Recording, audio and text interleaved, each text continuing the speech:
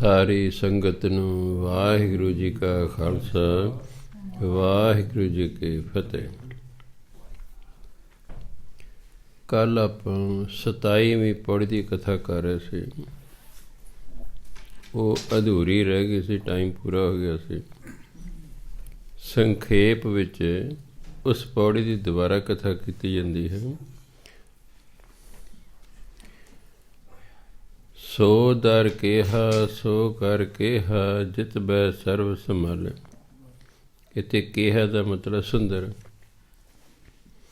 ਉਹ ਦਰ ਹੈ ਪਰਮਾਤਮਾ, ਉਹ ਘਰ ਕਿਤਨਾ ਸੁੰਦਰ ਹੈ, ਜਿਸ ਦੇ ਵਿੱਚ ਬੈਠ ਕੇ ਤੂੰ ਸਾਰਿਆਂ ਦੀ ਸੰਭਾਲ ਕਰਦਾ। ਸਰਬ ਸੰਭਾਲੇ, ਸਾਰਿਆਂ ਦੀ ਸੰਭਾਲ ਕਰਦਾ। ਵਾਜੇ ਨਾਦ ਅਨੇਕ ਅਸੰਖਾਂ, ਕੀਤੇ ਬਾਵਨ ਹਾਰੇ। ਤੇਰੇ ਦਰ 'ਤੇ ਅਨੇਕਾਂ, ਅਣਗਿਣਤ, ਅਸੰਖਾਂ ਵੀ ਇਹਦਾ ਅਣਗਿਣਤ। ਤੇਰੇ ਦਰ 'ਤੇ ਅਣਗਿਣਤ ਵਾਜੇ ਵੱਜ ਰਹੇ ਹਨ। ਕੀਤੇ ਬਾਵਨ ਹਾਰੇ, ਬਾਵਨ ਹਾਰੇ ਦਾ ਵਜਾਉਣ ਵਾਲੇ, ਅਤੇ ਕਿੰਨੇ ਹੀ ਉਹਨਾਂ ਵਾਜਿਆਂ ਨੂੰ ਵਜਾਉਣ ਵਾਲੇ ਹਨ। ਕੀਤੇ ਰਾਗ ਪਰੀ ਸਿਉ ਕਹੀਨ, ਕੀਤੇ ਗਾਵਨ ਹਾਰੇ। ਕਿੰਨੇ ਹੀ ਰਾਗ ਨੇ, ਪਰੀ ਰਾਗਨੀਆਂ, ਕਿੰਨੇ ਰਾਗ ਨੇ, ਕਿੰਨੀਆਂ ਹੀ ਰਾਗਨੀਆਂ ਹਨ। ਕੀਤੇ ਗਾਵਨ ਹਾਰੇ, ਅਤੇ ਕਿੰਨੇ ਹੀ ਉਹਨਾਂ ਨੂੰ ਗਾਉਣ ਵਾਲੇ ਹਨ। ਕਿੰਨੇ ਹੀ ਰਾਗ ਨੇ, ਕਿੰਨੀਆਂ ਹੀ ਰਾਗਣੀਆਂ ਨੇ ਤੇਰੇ ਦਰ 'ਤੇ ਗਾਈਆਂ ਜਾ ਰਹੀਆਂ ਨੇ, ਅਤੇ ਕਿੰਨੇ ਹੀ ਉਹਨਾਂ ਨੂੰ ਗਾਉਣ ਵਾਲੇ ਹਨ। ਗਾਵੇਂ ਤੁਹਾਨੂੰ ਪੌਣ ਪਾਣੀ ਬੈਸੰਤਰ, ਗਾਵੇ ਰਾਜਾ ਧਰਮ ਦੁਆਰੇ। ਗਾਵੇਂ ਤੁਹਾਨੂੰ, ਤੁਹਾਨੂੰ ਭਾਵ ਤੈਨੂੰ, ਪੌਣ ਪਾਣੀ ਬੈਸੰਤਰ, ਪੌਣ ਹਵਾ, ਪਾਣੀ ਪਾਣੀ, ਬੈਸੰਤਰ ਅੱਗ। ਤੈਨੂੰ ਪਾਣੀ ਵੀ ਗਾ ਰਿਹਾ, ਹਵਾ ਵੀ ਗਾ ਰਹੀ ਹੈ, ਅੱਗ ਵੀ ਗਾ ਰਹੀ ਹੈ।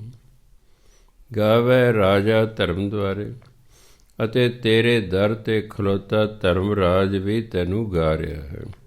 ਰਾਜਾ ਧਰਮਰਾਜ, ਧਰਮਰਾਜ ਵੀ ਤੇਰੇ ਦਰ 'ਤੇ ਖਲੋ ਕੇ ਤੇਰੇ ਗੁਣ ਗਾ ਰਿਹਾ ਹੈ। ਗਾਵੇਂ ਚਿੱਤ ਗੁਪਤ ਲਿਖ ਜਾਣੇ, ਲਿਖ ਲਿਖ ਧਰਮ ਵਿਚਾਰੇ। ਉਹ ਚਿੱਤਰ ਗੁਪਤ ਜਿਹੜੇ ਜੀਵਾਂ ਦਾ ਲੇਖਾ ਲਿਖਣਾ ਜਾਣਦੇ ਹਨ। ਚਿੱਤ ਗੁਪਤ ਲਿਖ ਜਾਣੇ, ਚਿੱਤਰ ਗੁਪਤ ਜਿਹੜੇ ਜੀਵਾਂ ਦਾ ਲਿਖਣਾ ਜਾਣਦੇ ਹਨ। ਲਿਖ ਲਿਖ ਧਰਮ ਵਿਚਾਰੇ, ਅਤੇ ਜਿਨ੍ਹਾਂ ਦੇ ਲਿਖਿਆਂ ਨੂੰ ਧਰਮਰਾਜ ਵਿਚਾਰ ਕਰਦਾ ਹੈ, ਉਹ ਚਿੱਤਰ ਗੁਪਤ ਵੀ ਤੇਰੇ ਦਰ 'ਤੇ ਤੇਰੇ ਗੁਣ ਗਾਉਂਦੇ ਹਨ। ਗਾਵੇਂ ਈਸ਼ਰ ਬ੍ਰਹਮਾ ਦੇਵੀ, ਸੋਹਣ ਸਦਾ ਸਵਾਰੇ। ਸ਼ਿਵ ਜੀ, ਬ੍ਰਹਮਾ ਅਤੇ ਹੋਰ ਦੇਵੀਆਂ ਜਿਹੜੇ ਤੇਰੇ ਸਵਾਰੇ ਹੋਏ ਹਨ, ਉਹ ਵੀ ਤੇਰੇ ਦਰ 'ਤੇ ਗਾਉਂਦੇ ਹੋਏ ਸੋਹਣੇ ਲੱਗਦੇ ਹਨ। ਭਾਵ ਉਹ ਵੀ ਗਾ ਰਹੇ ਨੇ। ਸ਼ਿਵ ਜੀ ਵੀ ਗਾ ਰਿਹਾ ਹੈ, ਬ੍ਰਹਮਾ ਵੀ ਗਾ ਰਿਹਾ ਹੈ, ਦੇਵੀਆਂ ਵੀ ਤੇਰੇ ਗੁਣ ਗਾ ਰਹੀਆਂ ਹਨ। ਗਾਵੇਂ ਇੰਦ ਇੰਦਾਸਨ ਬੈਠੇ, ਦੇਵਤਿਆਂ ਦਰ ਨਾਲ। ਇੰਦ, ਇੰਦਰ, ਇੰਦਾਸਨ ਆਸਨਾਂ ਉੱਤੇ, ਇੰਦਰ ਆਪਣੇ ਆਸਨਾਂ ਉੱਤੇ ਬੈਠੇ ਨੇ। ਦੇਵਤਿਆਂ ਦਰ ਨਾਲ, ਦੇਵਤਿਆਂ ਦੇ ਨਾਲ ਰਲ ਕੇ, ਇਹ ਪਰਮਾਤਮਾ ਤੇਰੇ ਦਰ 'ਤੇ ਤੇਰੇ ਗਾਵੇਂ ਗੁਣ ਗਾਉਂਦੇ ਹਨ।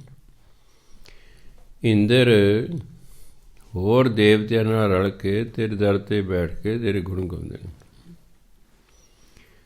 ਇੱਕ ਇੰਦਰ ਨਹੀਂ ਹੈ, ਪਤਾ ਨਹੀਂ ਕਿੰਨੇ ਕਿੰਨੇ ਬੈਠੇ ਲਿਖੇ। ਗਾਵੇਂ ਇੰਦ ਇੰਦਾਸਨ ਬੈਠੇ।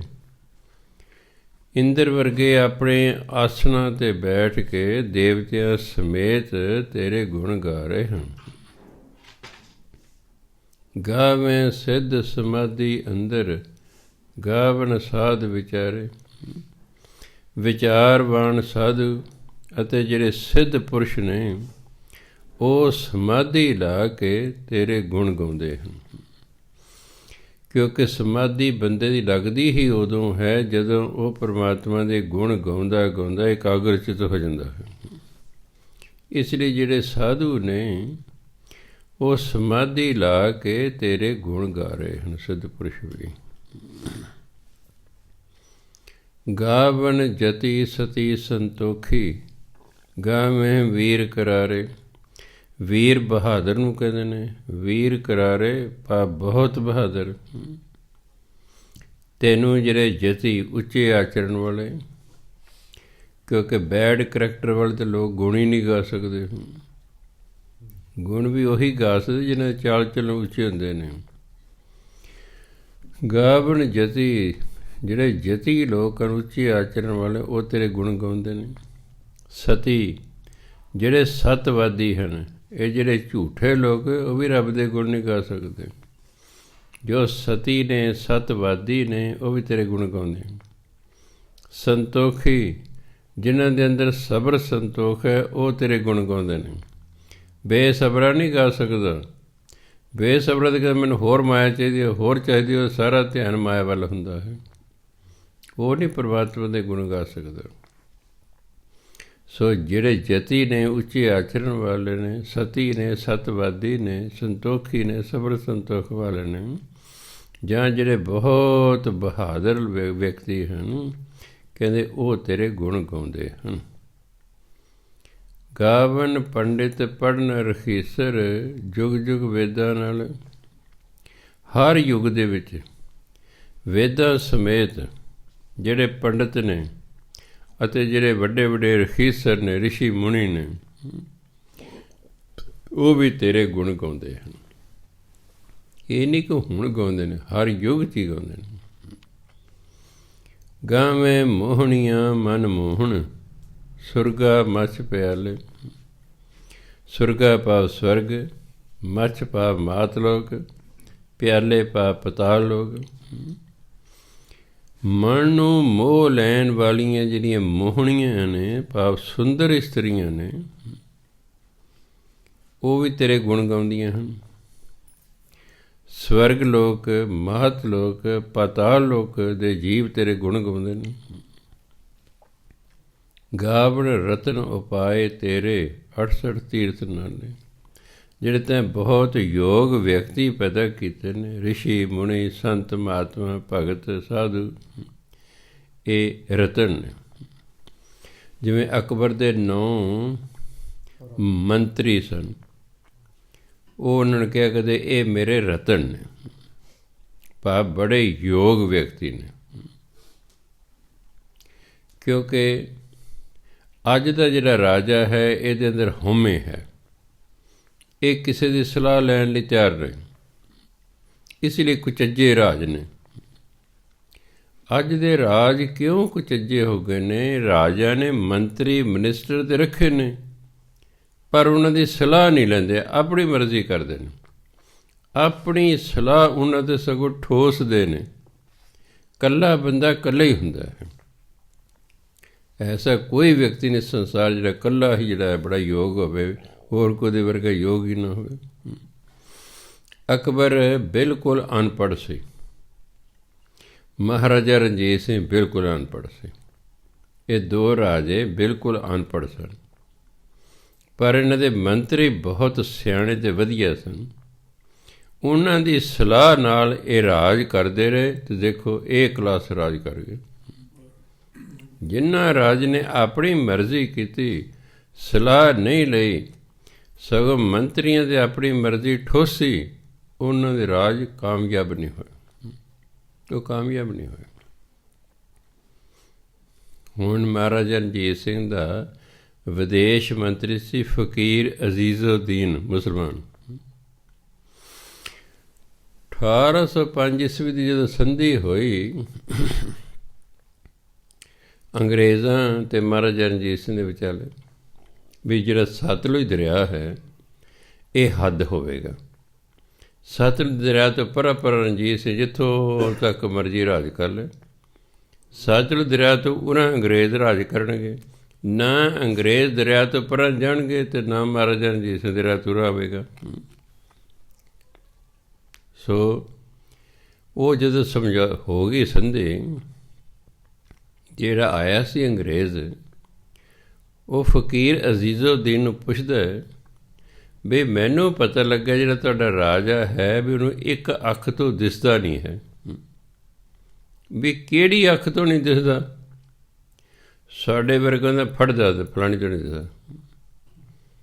ਫਕੀਰ ਅਜ਼ੀਜ਼ੁਦੀਨ ਕਹਿੰਦਾ ਮੇਰੇ ਰਾਜੇ ਦਾ ਤਪ ਤੇਜ ਹੀ ਚਿਹਰੇ ਦਾ ਇਤਨਾ ਹੈ ਕਿ ਮੈਂ ਅੱਜ ਤੱਕ ਅੱਖ ਭਰ ਕੇ ਉਹਨਾਂ ਦੇ ਚਿਹਰੇ ਵੱਲ ਕਦੇ ਤੱਕੇ ਨਹੀਂ ਹੈ, ਇਸ ਲਈ ਮੈਨੂੰ ਨਹੀਂ ਪਤਾ ਵੀ ਉਹਨੂੰ ਕਿਸੇ ਅੱਖ ਤੋਂ ਦਿਸਦਾ ਕਿ ਨਹੀਂ ਦਿਸਦਾ। ਉਹਨੇ ਫਿਰ ਜਾ ਕੇ ਰਿਪੋਰਟ ਦਿੱਤੀ ਇੰਗਲੈਂਡ ਮਹਾਰਾਣੀ ਨੂੰ। ਕਹਿੰਦੇ ਰਣਜੀਤ ਸਿੰਘ ਦੇ ਮੰਤਰੀ ਬਹੁਤ ਸਿਆਣੇ ਨੇ, ਜਿੰਨਾ ਚਿਰ ਰਣਜੀਤ ਸਿੰਘ ਜਿਉਂਦਾ ਤੁਸੀਂ ਉਹਦੇ ਨਾਲ ਕੋਈ ਪੰਗਾ ਨਹੀਂ ਲੈਣਾ। ਇਹ ਸਿਆਣੇ ਸਨ ਮੰਤਰੀ। ਸੋ ਅਨਪੜ੍ਹ ਦੋਨੋਂ ਅਨਪੜ੍ਹ ਰਾਜੇ ਕਿੰਨਾ ਵਧੀਆ ਰਾਜ ਕਰ ਗਏ। ਕਿਉਂ? ਵਧੀਆ ਮੰਤਰੀ ਸਨ ਅਤੇ ਮੰਤਰੀਆਂ ਦੀ ਸਲਾਹ ਨਾਲ ਉਹਨਾਂ ਨੇ ਕੀਤਾ ਰਾਜ। ਸੋ ਤਾਂ ਗੁਰੂ ਮਹਾਰਾਜ ਕਹਿੰਦੇ ਗਾਵੇਂ ਜੋਧ ਮਹਾਬਲ ਸੂਰਾ ਗਾਵਨ ਰਤਨ ਉਪਾਏ ਤੇਰੇ 68 ਤੀਰਥ ਨਾਲ। ਹੈ ਪ੍ਰਮਾਤਮਾ, ਤੇਰੇ ਪੈਦਾ ਕੀਤੇ ਸੰਤ ਮਹਾਤਮਾ ਰਿਸ਼ੀ ਮੁਨੀ ਭਗਤ ਪੀਰ ਪੈਗੰਬਰ ਸਭ 68 ਤੀਰਥਾਂ ਸਮੇਤ ਤੇਰੇ ਗੁਣ ਗਾ ਰਹੇ ਹਨ। ਕਿ ਪੁਰਾਣੇ ਜ਼ਮਾਨੇ ਸਾਧੂ ਤੀਰਥਾਂ 'ਤੇ ਰਿਹਾ ਕਰਦੇ ਸਨ। ਇਹ ਤੀਰਥਾਂ ਦੀ ਮਹਾਨਤਾ ਸਾਧੂਆਂ ਕਰਕੇ, ਕਿਉਂਕਿ ਸਾਧੂ ਜਿੱਥੇ ਬੈਠ ਜਾ ਉਹੀ ਤੀਰਥ ਹੁੰਦਾ। ਸਾਧੂ ਜਿੱਥੇ ਬੈਠ ਜਾਂਦਾ ਉਹੀ ਤੀਰਥ ਸਥਾਨ ਹੋ ਜਾਂਦਾ ਹੈ। ਇੰਨਾ ਹੈ ਵੀ ਜਿਹੜੇ ਸੰਸਾਰਕ ਤੀਰਥ ਨੇ ਉੱਥੇ ਲੋਕ ਜਾ ਕੇ ਨਹਾਉਂਦੇ ਨੇ, ਸਰੀਰ ਦੀ ਮੈਲ ਲਾਹੁੰਦੇ ਨੇ। ਸਾਧੂ ਇੱਕ ਤੀਰਥ ਹੈ ਜਿਹਦੇ ਕੋਲ ਆ ਕੇ ਮਨ ਦੀ ਮੈਲ ਲੈਂਦੀ ਹੈ। ਸੋ ਸਾਧੂ ਜਿਹੜਾ ਇਹ ਤੀਰਥਾਂ ਤੋਂ ਕਿਤੇ ਉੱਤਮ ਹੁੰਦਾ, ਕਿਉਂਕਿ ਜਦੋਂ ਮਨ ਦੀ ਮੈਲ ਲੈਂਦੀ ਹੈ ਸਰੀਰ ਦੇ ਸਾਰੇ ਅੰਗ ਹੀ ਪਵਿੱਤਰ ਹੋ ਜਾਂਦੇ ਹਨ। ਮਨ ਮੈਲਾ ਹੈ ਇਸ ਲਈ ਅੱਖਾਂ ਮੈਲੀਆਂ ਨੇ, ਮਨ ਮੈਲਾ ਹੈ ਇਸ ਲਈ ਕੰਨ ਵੀ ਮੈਲੇ ਨੇ, ਅੱਖਾਂ ਮੈਲੀਆਂ ਨੇ। ਇਹ ਜੋ ਦੂਜਿਆਂ ਵੱਲ ਵੇਖਦੀਆਂ ਨਾ ਭੈੜੀ ਨੀਅਤ ਨਾਲ ਵੇਖਦੀਆਂ, ਕਿਉਂਕਿ ਮਨ ਮੈਲਾ ਹੈ। ਜੋ ਮਨ ਮੈਲਾ ਹੋਵੇ ਕੀਰਤਨ ਨਹੀਂ ਚੰਗਾ ਲੱਗਦਾ, ਗੰਦੇ ਗੀਤ ਚੰਗੇ ਲੱਗਦੇ ਨੇ। ਇਹ ਮੈਲੇ ਮਨ ਦੀ ਨਿਸ਼ਾਨੀ ਹੁੰਦੀ ਹੈ। ਮਨ ਮੈਲਾ ਹੈ, ਇਹ ਹੱਥ ਵੀ ਮੈਲੇ ਨੇ। ਇਹ ਜਿਹਨੂੰ ਛੂਹਣਗੇ ਨਾ ਉਹਨੂੰ ਕਰੰਟ ਵੱਜੇਗਾ, ਉਹ ਪਰਾਂ ਨੂੰ ਹੋ ਜਾਏਗਾ, ਕਿਉਂਕਿ ਬਦ ਨੀਅਤੀ ਨਾਲ ਇਹ ਹੱਥ ਲਾਏ ਕਿਸੇ ਨੂੰ। ਜਦੋਂ ਮਨ ਮੈਲਾ ਵੇ ਪੈਰ ਵੀ ਮੈਲੇ ਹੁੰਦੇ ਨੇ, ਇਹ ਫਿਰ ਕੁਸੰਗਤ ਵੱਲ ਜਾਂਦੇ ਨੇ, ਇਹ ਠੇਕਿਆਂ ਵੱਲ ਜਾਂਦੇ ਨੇ।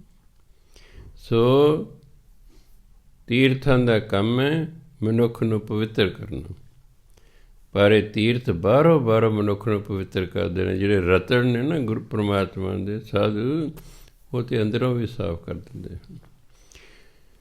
ਸੋ ਪਰਮਾਤਮਾ ਦੇ ਪੈਦਾ ਕੀਤੇ ਹੋਏ ਸਾਧੂ ਸੰਤ ਮਹਾਤਮਾ 68 ਤੀਰਥਾਂ ਸਮੇਤ ਤੇਰੇ ਹੀ ਗੁਣ ਗਾ ਰਹੇ ਹਨ। ਗਾਵੇਂ ਜੋਧ ਮਹਾਬਲ ਸੂਰਾ ਗਾਵੇਂ ਖਾਣੀ ਚਾਰੇ। ਵੱਡੇ ਵੱਡੇ ਯੋਧੇ ਮਹਾਬਲੀ ਸੂਰਮੇ ਚਾਰੇ ਖਾਣੀਆਂ ਦੇ ਜੀਵ, ਹੇ ਪ੍ਰਮਾਤਮਾ ਸਭ ਤੇਰੇ ਗੁਣ ਗਾ ਰਹੇ ਨੇ। ਗਾਵੇਂ ਖੰਡ ਮੰਡ ਵਰ ਭੰਡਾ ਕਰ ਕੇ ਰੱਖੇ ਧਾਰੇ। ਪਰਮਾਤਮਾ ਨੇ ਜਿਹੜੇ ਖੰਡ ਮੰਡਲ ਬ੍ਰਹਮੰਡ ਬਣਾ ਕੇ ਟਿਕਾਏ ਹੋਏ ਨੇ ਨਾ, ਉਹ ਸਾਰੇ ਤੇਰੇ ਗੁਣ ਗਾ ਰਹੇ ਨੇ। ਸਹੀ ਤੁਧ ਨੂੰ ਗਾਵੇਂ ਜੋ ਤੁਧ ਭਾਵਨ, ਰਤੇ ਤੇਰੇ ਭਗਤ ਰਸਾਲੇ। ਪਰ ਕਹਿੰਦੇ ਤੇਰੇ ਗੁਣ ਉਹੀ ਗਾਉਂਦਾ ਜਿਹੜੇ ਤੈਨੂੰ ਚੰਗੇ ਲੱਗਦੇ ਨੇ। ਜਿਹੜੇ ਤੇਰੇ ਭਗਤ ਨੇ ਇਹ ਨਾਮ ਰਸ ਵਿੱਚ ਰੰਗੇ ਹੋਏ ਹਨ। ਰਸਾਲੇ ਰਸ ਆਲਿਆ, ਰਸ ਦਾ ਘਰ, ਨਾਮ ਰਸ ਦੇ ਘਰ, ਭਾਵ ਨਾਮ ਰਸੀਏ। ਤੇਰੇ ਜਿਹੜੇ ਭਗਤ ਨੇ ਇਹ ਨੇ ਨਾਮ ਰਸੀਏ, ਇਹ ਨਾਮ ਰਸ ਨਾਲ ਰੰਗੇ ਹੋਏ ਨੇ। ਇਹ ਤੇਰੇ ਗੁਣ ਗਾਉਂਦੇ ਨੇ ਕਿਉਂਕਿ ਇਹ ਤੈਨੂੰ ਚੰਗੇ ਲੱਗਦੇ ਨੇ। ਜੇ ਆਪਾਂ ਬਾਣੀ ਪੜ੍ਹਦੇ ਹਾਂ, ਨਾਮ ਜਪਦੇ ਹਾਂ, ਸਤਸੰਗ ਕਰਦੇ ਹਾਂ, ਇਹਦਾ ਮਤਲਬ ਅਸੀਂ ਪਰਮਾਤਮਾ ਨੂੰ ਚੰਗੇ ਲੱਗਦੇ ਹਾਂ। ਇਸ ਲਈ ਫਿਰ ਪਰਮਾਤਮਾ ਨੇ ਸਾਨੂੰ ਸਤਸੰਗ 'ਚ ਭੇਜਿਆ। ਜਿਹੜੇ ਨੂੰ ਚੰਗੇ ਨਹੀਂ ਨਾ ਲੱਗਦੇ ਉਹਨੂੰ ਕਹੋ ਚਲੋ ਜਾਓ ਠੇਕਿਆਂ 'ਤੇ ਜਾਓ, ਕੰਜਰੀਆਂ ਦੇ ਥਾਵਾਂ 'ਤੇ ਜਾਓ, ਪੈੜੇ ਕੁਸੰਗ 'ਚ ਜਾਓ, ਉਹਨਾਂ ਨੂੰ ਉੱਧਰ ਨੂੰ ਤੁਰਦਾ ਰਹਿੰਦਾ।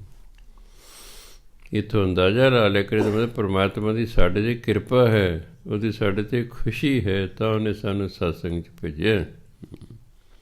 ਕਿਉਂਕਿ ਸਾਫ ਹੀ ਇੱਥੇ ਲਿਖੇ ਸਹੀ ਤੁਧ ਨੂੰ ਗਾਵੇਂ ਜੋ ਤੁਧ ਭਾਵਨ।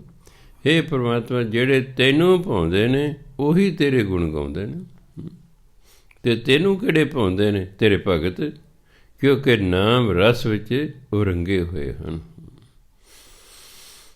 ਹੋਰ ਕੇਤੇ ਗਾਵਨ ਸੇ ਮੈਂ ਚਿਤ ਨ ਆਵਨ, ਨਾਨਕ ਕਿਆ ਵਿਚਾਰੇ। ਕਹਿ ਗੁਰੂ ਮਹਾਰਾਜ ਕਹਿੰਦੇ ਹੇ ਪਰਮਾਤਮਾ ਹੋਰ ਕਿੰਨੇ ਨੇ ਜਿਹੜੇ ਤੇਰੇ ਗੁਣਗਾਰ ਨੇ, ਉਹ ਤਾਂ ਮੈਨੂੰ ਯਾਦ ਹੀ ਨਹੀਂ ਆ ਰਿਹਾ ਵੀ ਕਿੰਨੇ ਹੋਰ ਨੇ। ਨਾਨਕ ਕਿਆ ਵਿਚਾਰ, ਮੈਂ ਉਹਨਾਂ ਬਾਰੇ ਕੀ ਵਿਚਾਰ ਕਰ ਸਕਦਾ ਹਾਂ। ਪਤਾ ਹੀ ਨਹੀਂ ਕਿੰਨੇ ਕੁ ਹੋਰ ਨੇ ਜਿਹੜੇ ਤੇਰੇ ਗੁਣਗਾਰ ਨੇ, ਜਿਹੜੇ ਕਿ ਮੈਨੂੰ ਯਾਦ ਨਹੀਂ ਆ ਰਹੇ, ਮੇਰੇ ਚਿੱਤ ਚੇਤੇ 'ਚ ਵੀ ਨਹੀਂ ਹੈਗੇ। ਸੋਈ ਸੋਈ ਸਦਾ ਸੱਚ, ਇੱਥੇ ਰੁਕਣਾ।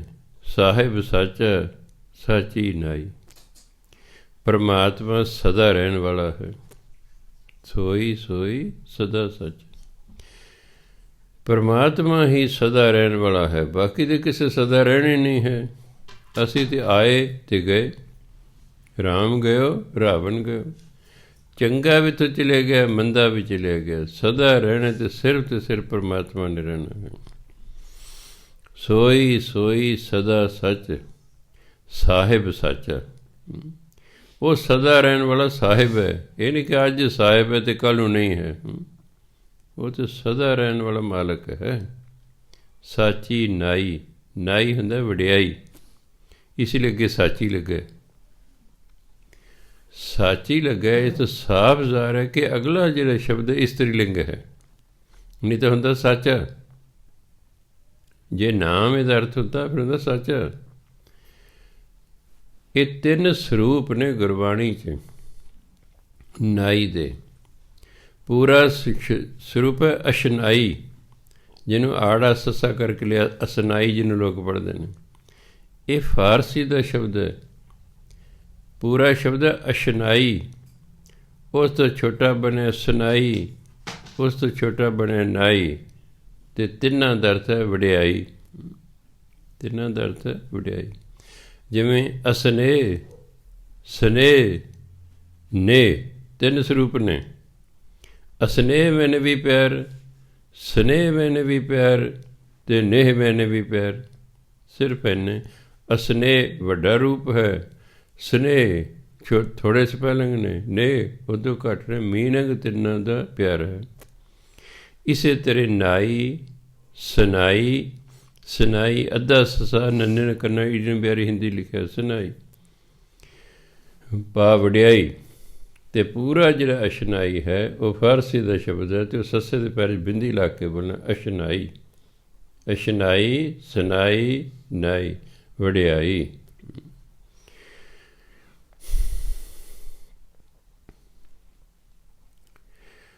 ਸੋਈ ਸੋਈ ਸਦਾ ਸੱਚ, ਉਹ ਜਿਹੜਾ ਪਰਮਾਤਮਾ ਨਾ, ਸੋਈ ਸੋਈ, ਉਹ ਪਰਮਾਤਮਾ ਸਦਾ ਹੈ, ਸਦਾ ਰਹਿਣ ਵਾਲਾ ਹੈ।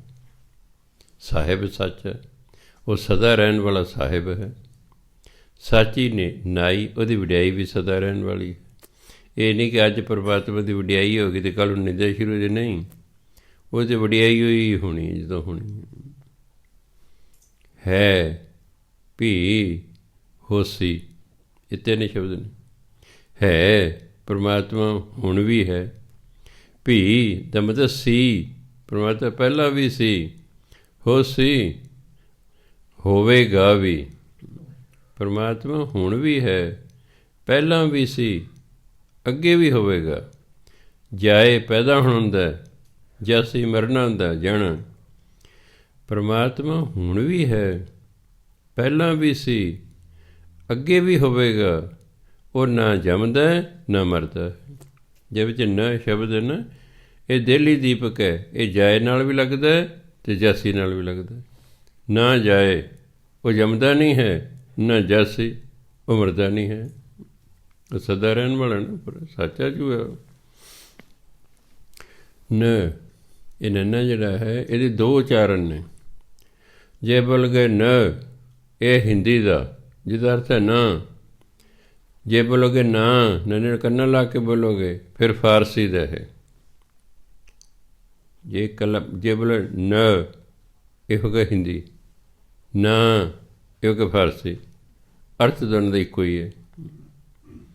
ਜੇ ਫਾਰਸੀ ਦੀ ਲਾਈਨ ਹੋਵੇ ਫਿਰ ਬੋਲਣਾ ਨਾ, ਜੇ ਹਿੰਦੀ ਦੀ ਲਾਈਨ ਹੋਵੇ ਫਿਰ ਬੋਲਣਾ ਨ। ਹੁਣ ਇਸ ਵੇਲੇ ਫਾਰਸੀ ਦੀ ਲਾਈਨ ਨਹੀਂ ਹੈ, ਹਿੰਦੀ ਦੀ ਲਾਈਨ ਹੈ ਭੀ ਹੋਸੀ ਜਾਏ ਨ ਜਾਸੀ, ਰਚਨਾ ਜਿਨ ਰਚਾਈ। ਜਿਹਨੇ ਸਾਰੀ ਰਚਨਾ ਰਚੀ ਹੈ, ਜਿਸਨੇ ਸਾਰਾ ਸੰਸਾਰ ਬਣਾਇਆ ਹੈ, ਉਹ ਹੁਣ ਵੀ ਹੈ, ਪਹਿਲਾਂ ਵੀ ਸੀ, ਫਿਰ ਵੀ ਹੋਵੇਗਾ। ਉਹ ਨਾ ਜੰਮਦਾ ਨਾ ਉਹ ਮਰਦਾ ਹੈ। ਜਦੋਂ ਪਰਮਾਤਮਾ ਨੇ ਗੁਰੂ ਨਾਨਕ ਦੇਵ ਨੂੰ ਸੱਚਖੰਡ 'ਚ ਕਿਹਾ, ਨਾਨਕ ਤੂੰ ਵੀ ਕੁਛ ਬੋਲ, ਅਤੇ ਉਹਨੇ ਕਿਹਾ ਆਦਿ ਸੱਚ ਜੁਗਾਦ ਸੱਚ, ਹੈ ਭੀ ਸੱਚ, ਹੋਸੀ ਭੀ ਸੱਚ। ਆਹੀ ਕਿਹਾ ਉਹਨਾਂ ਨੇ। ਅਤੇ ਤਾਂ ਪਰਮਾਤਮਾ ਨੇ ਕਿਹਾ, ਹਾਂ ਹੈ ਨਾਨਕ ਮੈਂ ਕੀ ਹਾਂ, ਇਹ ਤੂੰ ਜਾਣਦਾ ਹੈ।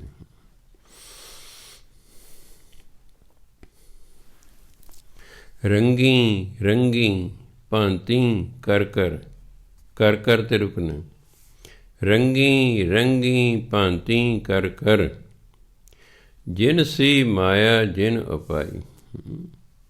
ਪਰਮਾਤਮਾ ਨੇ ਕਈ ਰੰਗਾਂ ਦੇ, ਕਈ ਭਾਂਤਾਂ ਦੇ, ਜਿਨਸ ਦੀ ਕਿਸਮਾਂ, ਕਈ ਕਿਸਮਾਂ ਦੀ ਮਾਇਆ ਪੈਦਾ ਕੀਤੀ ਹੈ। ਮਾਇਆ ਦੇ ਇੱਕ ਰੂਪ ਨਹੀਂ ਹੈ। ਕਹਿੰਦੇ ਕਈ ਰੰਗਾਂ ਦੀ, ਕਈ ਕਿਸਮਾਂ ਦੇ, ਕਈ ਭਾਂਤੀਆਂ ਦੇ ਪਰਮਾਤਮਾ ਨੇ ਮਾਇਆ ਪੈਦਾ ਕੀਤੀ ਹੈ।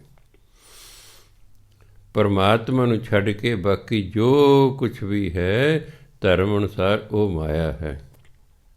ਤੇ ਕਿਉਂ ਏਕਾ ਮਾਈ ਜੁਗਤ ਵਿਆਈ। ਇਹ ਮਾਇਆ ਤੋਂ ਹੀ ਅੱਗੇ ਸਾਰਾ ਚੱਲਿਆ। ਫਿਰ ਮਾਈ ਮਾਇਆ, ਸੰਸਕ੍ਰਿਤ 'ਚ ਮਾਈ ਦਾ ਅਰਥ ਹੈ ਰੱਬੀ ਸ਼ਕਤੀ। ਮਾਈ, ਉਹ ਦੋ ਕਰਦੇ ਨੇ, ਮਾਈ ਰੱਬੀ ਸ਼ਕਤੀ। ਰੱਬੀ ਸ਼ਕਤੀ ਨਾਲ ਜਿਹੜੀ ਮਾਇਆ ਹੈ ਇਹ ਪ੍ਰਸੂਤ ਹੋਈ, ਗਰਭਵਤੀ ਹੋਈ, ਫਿਰ ਇਸ ਤੋਂ 3 ਚੇਲੇ ਪੈਦਾ ਹੋਏ, ਪੁੱਤਰ ਪੈਦਾ ਹੋਏ। ਖੈਰ ਇਹ ਸਾਰੀ ਮਾਇਆ ਪਰਮਾਤਮਾ ਤੋਂ ਹੈ। ਮਾਇਆ ਦੇ ਹੀ ਅੱਗੇ 3 ਪੁੱਤਰ ਨੇ ਅਤੇ ਅੱਗੇ ਸਾਰਾ ਸੰਸਾਰ ਹੈ। ਫਿਰ ਸੋ ਇਸ ਲਈ ਗੁਰੂ ਮਹਾਰਾਜ ਕਹਿੰਦੇ ਪਰਮਾਤਮਾ ਨੇ ਰੰਗਾਂ ਰੰਗਾਂ ਦੀ, ਭਾਂਤਾਂ ਭਾਂਤਾਂ ਦੀ, ਜਿਨਸੀ ਕਈ ਕਿਸਮਾਂ ਦੀ ਮਾਇਆ ਪੈਦਾ ਕੀਤੀ। ਕਰ ਕਰ ਵੇਖੈ ਕੀਤਾ ਆਪਣਾ। ਪਰਮਾਤਮਾ ਨੇ ਜੋ ਕੀਤਾ ਉਹਨੂੰ ਫਿਰ ਵੇਖ ਰਿਹਾ ਹੈ। ਜੋ ਉਹਨੇ ਬਣਾਇਆ ਨਾ ਉਹਨੂੰ ਵੇਖ ਰਿਹਾ ਹੈ। ਜਿਵ ਤਿਸ ਦੀ ਵਡਿਆਈ, ਜਿਵੇਂ ਉਹਦੀ ਮਰਜ਼ੀ ਹੈ।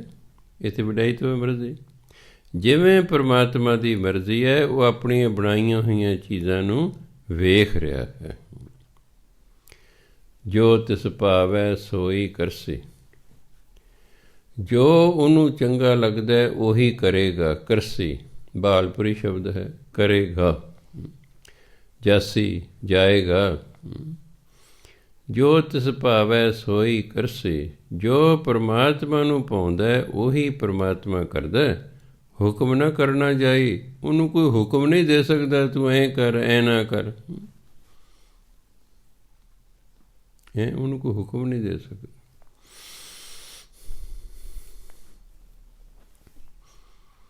ਸੋ ਉਹਦੀ ਆਪਣੀ ਮਰਜ਼ੀ ਹੈ, ਉਹਨੇ ਸੰਸਾਰ ਬਣਾਇਆ ਹੈ, ਉਹਦੀ ਆਪਣੀ ਮਰਜ਼ੀ ਹੈ, ਜਿਵੇਂ ਮਰਜ਼ੀ ਇਹ ਸੰਸਾਰ ਨੂੰ ਚਲਾਏ। ਅਸੀਂ ਉਸ ਨੂੰ ਹੁਕਮ ਨਹੀਂ ਦੇ ਸਕਦੇ। ਨਾਨਕ ਹੁਕਮ ਨਾ ਚੱਲੇ।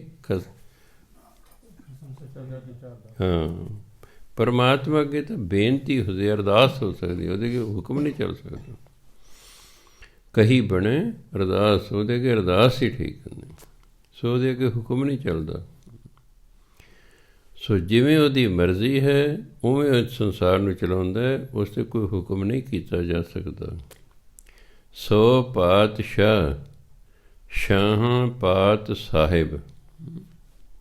ਪਾਤਸ਼ਾਹ ਫਾਰਸੀ ਦਾ ਸ਼ਬਦ ਹੈ, ਸ਼ਾਹ ਵੀ ਫਾਰਸੀ ਦਾ ਸ਼ਬਦ ਹੈ। ਸੋ ਪਾਤਸ਼ਾਹ, ਅਤੇ ਫਾਰਸੀ 'ਚ ਪਾਤ ਸਾਹੋ ਨਹੀਂ ਹੁੰਦਾ। ਹਾਹੇ ਨੂੰ ਔਂਕੜ ਦੀ ਗੁਰਬਾਣੀ ਅਨੁਸਾਰ ਲਾਇਆ। ਫਾਰਸੀ 'ਚ ਹਾਹੇ ਨੂੰ ਔਂਕੜ ਨਹੀਂ ਹੈ ਪਾਤਸ਼ਾਹ। ਫਾਰਸੀ ਜਿਹੜਾ ਪਾਤਸ਼ਾਹ ਲਿਖਿਆ ਜਾਂਦਾ ਉਹਨੂੰ ਔਂਕੜ ਨਹੀਂ ਹੁੰਦਾ। ਇਹ ਜਿਹੜਾ ਗੁਰਬਾਣੀ 'ਚ ਔਂਕੜ ਹੈ, ਅਤੇ ਗੁਰਬਾਣੀ ਦੇ ਨਿਯਮ ਅਨੁਸਾਰ ਲਾਇਆ ਵੀ ਪਾਤਸ਼ਾਹ ਇੱਕ ਵਚਨ ਹੈ ਅਤੇ ਪੁਲਿੰਗ ਹੈ, ਇਸ ਲਈ ਔਂਕੜ ਲੱਗਿਆ ਗੁਰਬਾਣੀ 'ਚ। ਫਾਰਸੀ ਜਿਹਦਾ ਉਚਾਰਨ ਹੈ ਪਾਤਸ਼ਾਹ, ਇਸ ਨੂੰ ਪਾਤਸ਼ਾਹ ਪੜ੍ਹਨਾ, ਪਾਤਸ਼ਾਹੋ ਨਹੀਂ ਪੜ੍ਹਨਾ। ਇਹ ਜਿਹੜਾ ਹਾਹੇ ਨੂੰ ਔਂਕੜ ਹੈ, ਇਹ ਤਾਂ ਇਹ ਅਰਥ ਦਿੰਦਾ ਹੈ, ਉਚਾਰਨ ਲਈ ਨਹੀਂ ਹੈਗਾ। ਸੋ ਇਸ ਲਈ ਇਹਨੂੰ ਪਾਤਸ਼ਾਹੋ ਨਹੀਂ ਪੜ੍ਹਨਾ। ਪਾਤਸ਼ਾਹ ਫਾਰਸੀ ਦਾ ਉਚਾਰਨ ਹੈ ਪਾਤਸ਼ਾਹ, ਰਾਜੇ ਨੂੰ ਕਹਿੰਦੇ ਨੇ। ਸ਼ਾਹ ਪਾਤ ਸਾਹਿਬ, ਪਾਤ ਸਾਹਿਬ ਵੀ ਪਾਤਸ਼ਾਹ ਨੂੰ ਕਹਿੰਦੇ ਨੇ। ਉਹ ਪਾਤਸ਼ਾਹ ਹੈ, ਉਹ ਸ਼ਾਹੂਕਾਰਾਂ ਦਾ ਵੀ ਪਾਤਸ਼ਾਹ ਹੈ। ਭਾਵ ਸਭ ਦਾ ਪਾਤਸ਼ਾਹ ਹੈ, ਸਭ ਦਾ ਬਾਦਸ਼ਾਹ, ਸਭ ਦਾ ਰਾਜਾ ਹੈ। ਨਾਨਕ ਰਹਿਣ ਰਜ਼ਾਈ। ਰਜਾਈ ਨਹੀਂ ਪੜ੍ਹਨਾ, ਉਹ ਤਾਂ ਹੁਣ ਸਰਦੀਆਂ ਆਪਾਂ ਜੇ ਉੱਪਰ ਲੈਂਦੇ ਹਾਂ, ਉਹ ਹੈ ਰਜਾਈ। ਇਹ ਫਾਰਸੀ ਅਰਬੀ ਦਾ ਸ਼ਬਦ ਹੈ ਰਜ਼ਾਈ, ਜੱਜੇ ਦੇ ਪੈਰ 'ਚ ਬਿੰਦੀ। ਰਜ਼ਾ ਦਾ ਮਾਲਕ ਪਰਮਾਤਮਾ। ਨਾਨਕ ਰਹਿਣ ਰਜ਼ਾਈ। ਮਨੁੱਖ ਨੂੰ ਤਾਂ ਉਹਦੀ ਰਜ਼ਾ ਵਿੱਚ ਰਹਿਣਾ ਚਾਹੀਦਾ ਹੈ। ਸਾਡੀ ਆਪਣੀ ਮਰਜ਼ੀ ਚੱਲ ਹੀ ਨਹੀਂ ਸਕਦੀ। ਜਿਸ ਠਾਕਰ ਸੇ ਨਾ ਹੀ ਚਾਰਾ ਤਾਕੋ ਕੀਜੈ ਸਦ ਨਮਸਕਾਰ। ਉਹਦੇ ਅੱਗੇ ਸਾਡਾ ਜ਼ੋਰ ਨਹੀਂ ਚੱਲ ਸਕਦਾ, ਸਾਡਾ ਹੁਕਮ ਨਹੀਂ ਚੱਲਣਾ। ਇਸ ਲਈ ਉਹਦੀ ਰਜ਼ਾ 'ਚ ਰਹਿਣਾ ਚਾਹੀਦਾ ਹੈ ਕਿ ਪਰਮਾਤਮਾ ਜੋ ਤੈਨੂੰ ਮਨਜ਼ੂਰ ਹੈ ਬਸ ਉਹ ਮੈਨੂੰ ਮਨਜ਼ੂਰ ਹੈ। ਹੁੰਦਾ ਉਸ ਤਰ੍ਹਾਂ ਹੀ ਹੈ ਜੋ ਉਹਨੂੰ ਮਨਜ਼ੂਰ ਹੈ। ਹੁਣ ਪਰਮਾਤਮਾ ਨੂੰ ਪਤਾ ਨਹੀਂ ਕੀ ਮਨਜ਼ੂਰ ਹੈ ਜਿਹੜਾ ਕਿਸਾਨਾਂ ਦਾ ਚੱਲ ਰਿਹਾ। ਨਾ ਕਿਸਾਨਾਂ ਨੂੰ ਪਤਾ ਹੈ ਅਤੇ ਨਾ ਸਰਕਾਰ ਨੂੰ ਪਤਾ ਹੈ ਕਿ ਉਸ ਨੂੰ ਕੀ ਮਨਜ਼ੂਰ ਹੈ। ਇਹ ਕੁਝ ਦਿਨਾਂ ਤੱਕ ਪਤਾ ਲੱਗ ਜਾਏਗਾ ਸੰਸਾਰ ਨੂੰ ਕਿ ਰੱਬ ਨੂੰ ਕੀ ਮਨਜ਼ੂਰ ਹੈ।